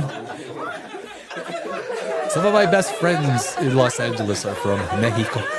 He's from Mexico. I always tell them I can't speak Mexican. I was never good at Spanish. Then 20 years I didn't learn much. But I would talk in a Mexican accent. And I would tell them, like, okay, you guys got to talk in a, like, American accent. Come on, man, say it. And they, no, we're not going to. No, they never would. They never would.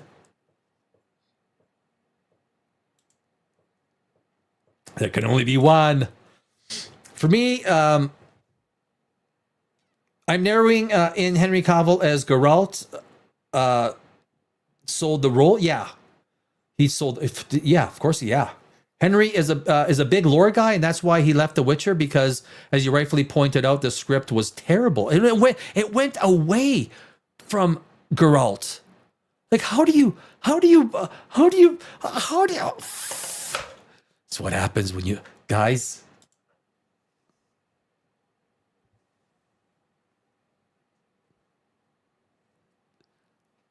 It's what happens when you put a woman in charge.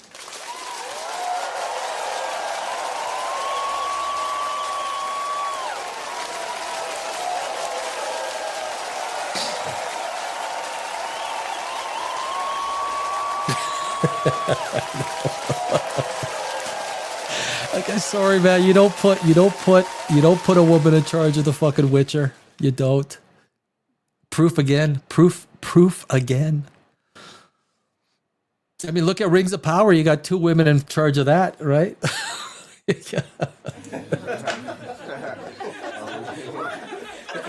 don't remember their names. It's been so long. What was that?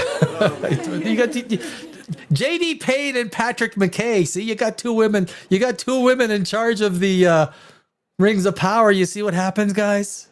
You see? Kind of blows my theory out of the water, doesn't it?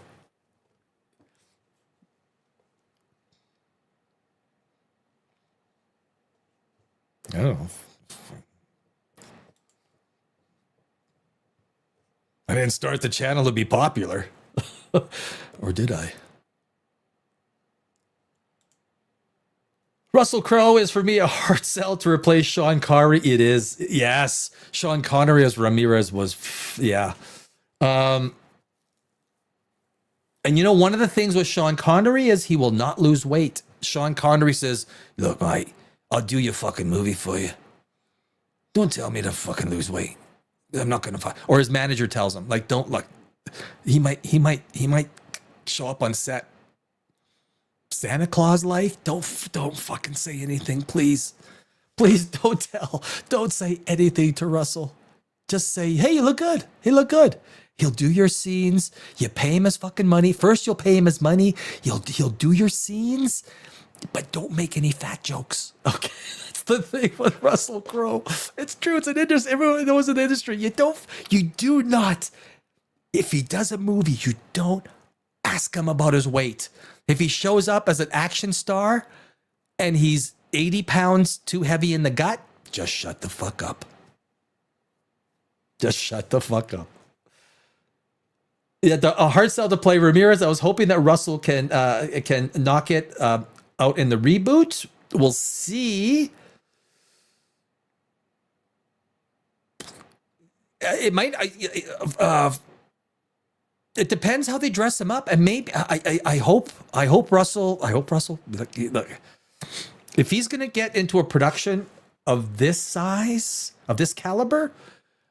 Look, this production will fucking tell him this is what we expect from you when you come in, and you want to be a part of this production. This production's not going to take anything from fucking anybody, right? This is way too many big guys running the show, producers, directors, writers. If they don't like what they see, they'll fire you the next day. Get the fuck out. We'll fire, thanks for coming out. Here's some pork belly rinds. Get the fuck out of here. Henry Cavill was the second choice before they chose Daniel Craig. Much younger Cavill was auditioning for Casino Royale when Daniel got the role. Interesting. I didn't know that.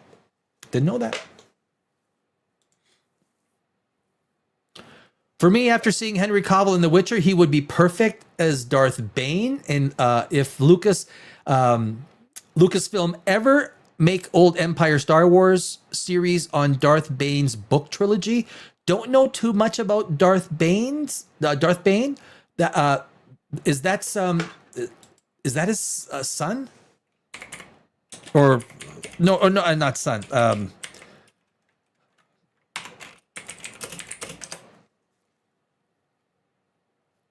Oh, yeah. Right. He lived 1,000 years before the events of the films and is known for being the originator of the Sith rule of two. Right. Gotcha. I remember. Now. A former member of the Brotherhood of Darkness and the founder of the Rule of Two, Darth Bane was recognized in history for his military tactics and leadership skills. A Sith warrior renowned for his skills in lightsaber combat and the use of intimidation, Bane was an agile, strong, skilled fighter. Of course. Of course. So yeah, that's gonna be cool. That's gonna be cool. You know what? Honestly, I think I'm getting colder. It's like runny nose, throat itchy, itchy throat. You know what? My best time on the channel is, you see on the left-hand side, there's an agenda. We start the show. We got a few things we're talking about. Usually I have the most fun when we just shoot the poop. We never got to Starfleet Academy. On Thursday, we are going to get to Starfleet Academy episodes 10, the season finale, on the Thursday big show with yours truly, Danny Alex. Thursday night at 8 p.m. Eastern, 5 Pacific.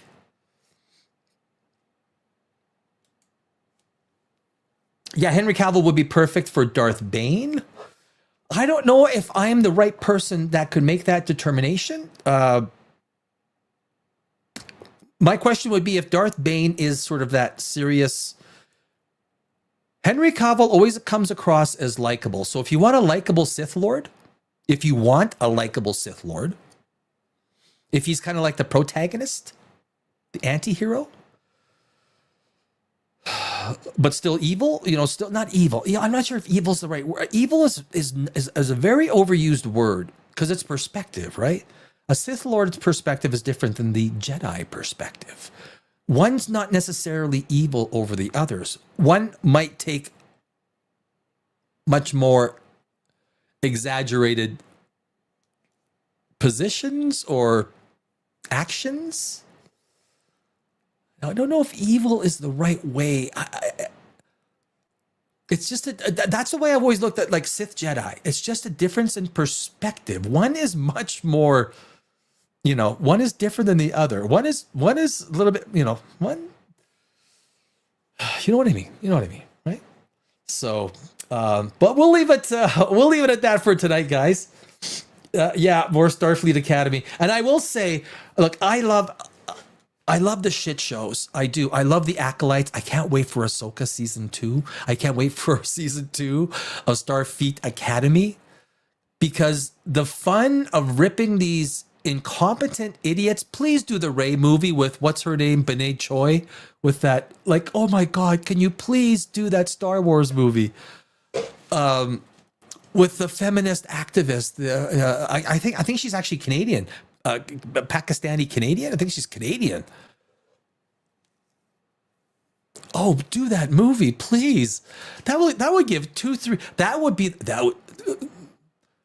would be like what's his name from Holiday Christmas Vacation. Clark, it's the gift that keeps giving. That's what these movies are like. That's what these TV shows are. Like, even a year and a half after, we're still talking about the Acolyte. Leslie Headland, we're still talking. It still comes up as every time it still becomes a good story. Ahsoka season 2. We need this stuff. And I would please, there's nothing better than to see the Kathleen Kennedys of this world greenlight the shittiest movies to further affirm, to create that historical record so that people 50 years from now can look back and go, yeah, that was bad. Yeah. Remember that, the Ginny Benoit Chow, whatever that, with the Ray Palpatine movie? Remember that one? That's what we need. Well, they call it the dark side. Yeah, they call it the dark side. Look, for story purposes, I know what you mean. Like, it's the method by which they complete their tasks are very different than, the Sith compared to the Jedi. I don't know if evil is the particularly right word to describe it. They are methodical, and they go to extreme lengths to accomplish their task. Order 66 or all that, all that stuff. The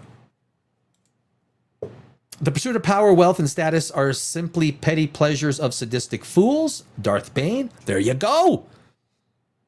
Thank you, Ben. Thank you. He was a practical-minded Sith Lord. And that's look, Darth Vader was practical-minded. Come to the dark side. I'm not sure if the dark side, you need protagonist, antagonist. You need a great story has a protagonist overcoming utter contempt of what is considered evil. And the story and all these little stories that line up to prevent the protagonist from achieving their goals, the twists, the turns, all these things that go into a great story has been lost by the shit writing in Starfleet Academy, the entire Kurtzman Trek, Star Wars, Marvel.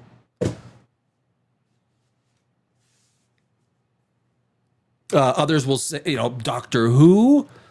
You go to great franchises that have such amazing Predator. You go, all these like dear God, there should be amazing scripts coming out for this stuff, all this stuff. But every franchise is being defecated on, if I may, Great franchises are being shat on. The vehicles. These franchises used to be vehicles for science fiction, for imagination, for everything that is possible and a lot of things that aren't possible, so we can dream about them. But people have jumped on and decided that these vehicles that we envisioned for the universe, for humankind, decided that it's going to turn into a fucking Melrose Place show. It's going to turn into Beverly Hills 9021. It's going to turn into, a way to show gayness even though there's 15 or 20 gay streaming channels, we got to put a lot of gay or, you know, really? This is what you're using these storied franchises for? Really? That's what hurts. Because you didn't have to shove that shit into these great franchises. These franchises are now vehicles for your political agenda, for your activist agenda. You have an activist agenda and you're using these fucking powerful vehicles with millions of people to shove your shit down our throat. And no one asked for it. And yet you still shove your shit. Agreed. Ben Fisher, Bavanda, everybody. Oh, we're going to call it an evening. 3 hours and 22 minutes. That's a long time for one guy. You see these shows with 9 people on screen and they go for 3 hours. That's 1/9 the time you got to like come up with, you know, shit to say. But I thank you guys for the great questions, the great banter back and forth. That's because I get to learn a lot of things as well.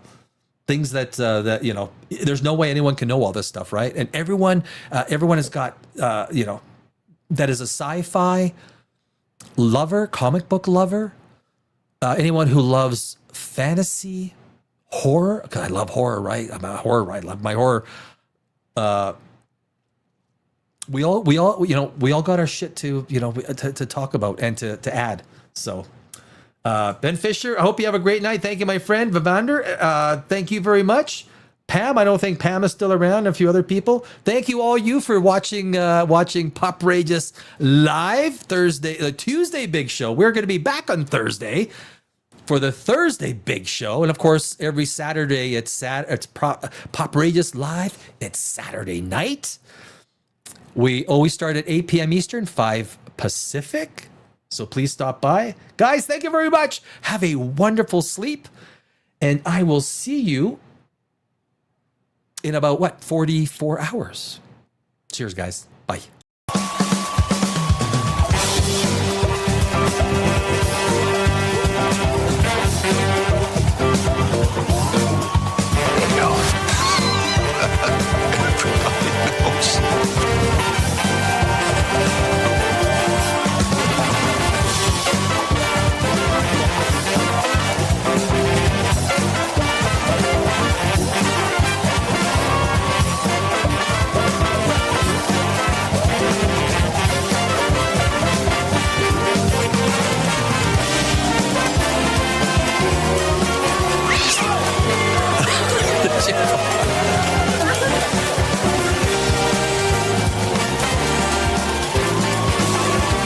Oh, sorry. You're still there.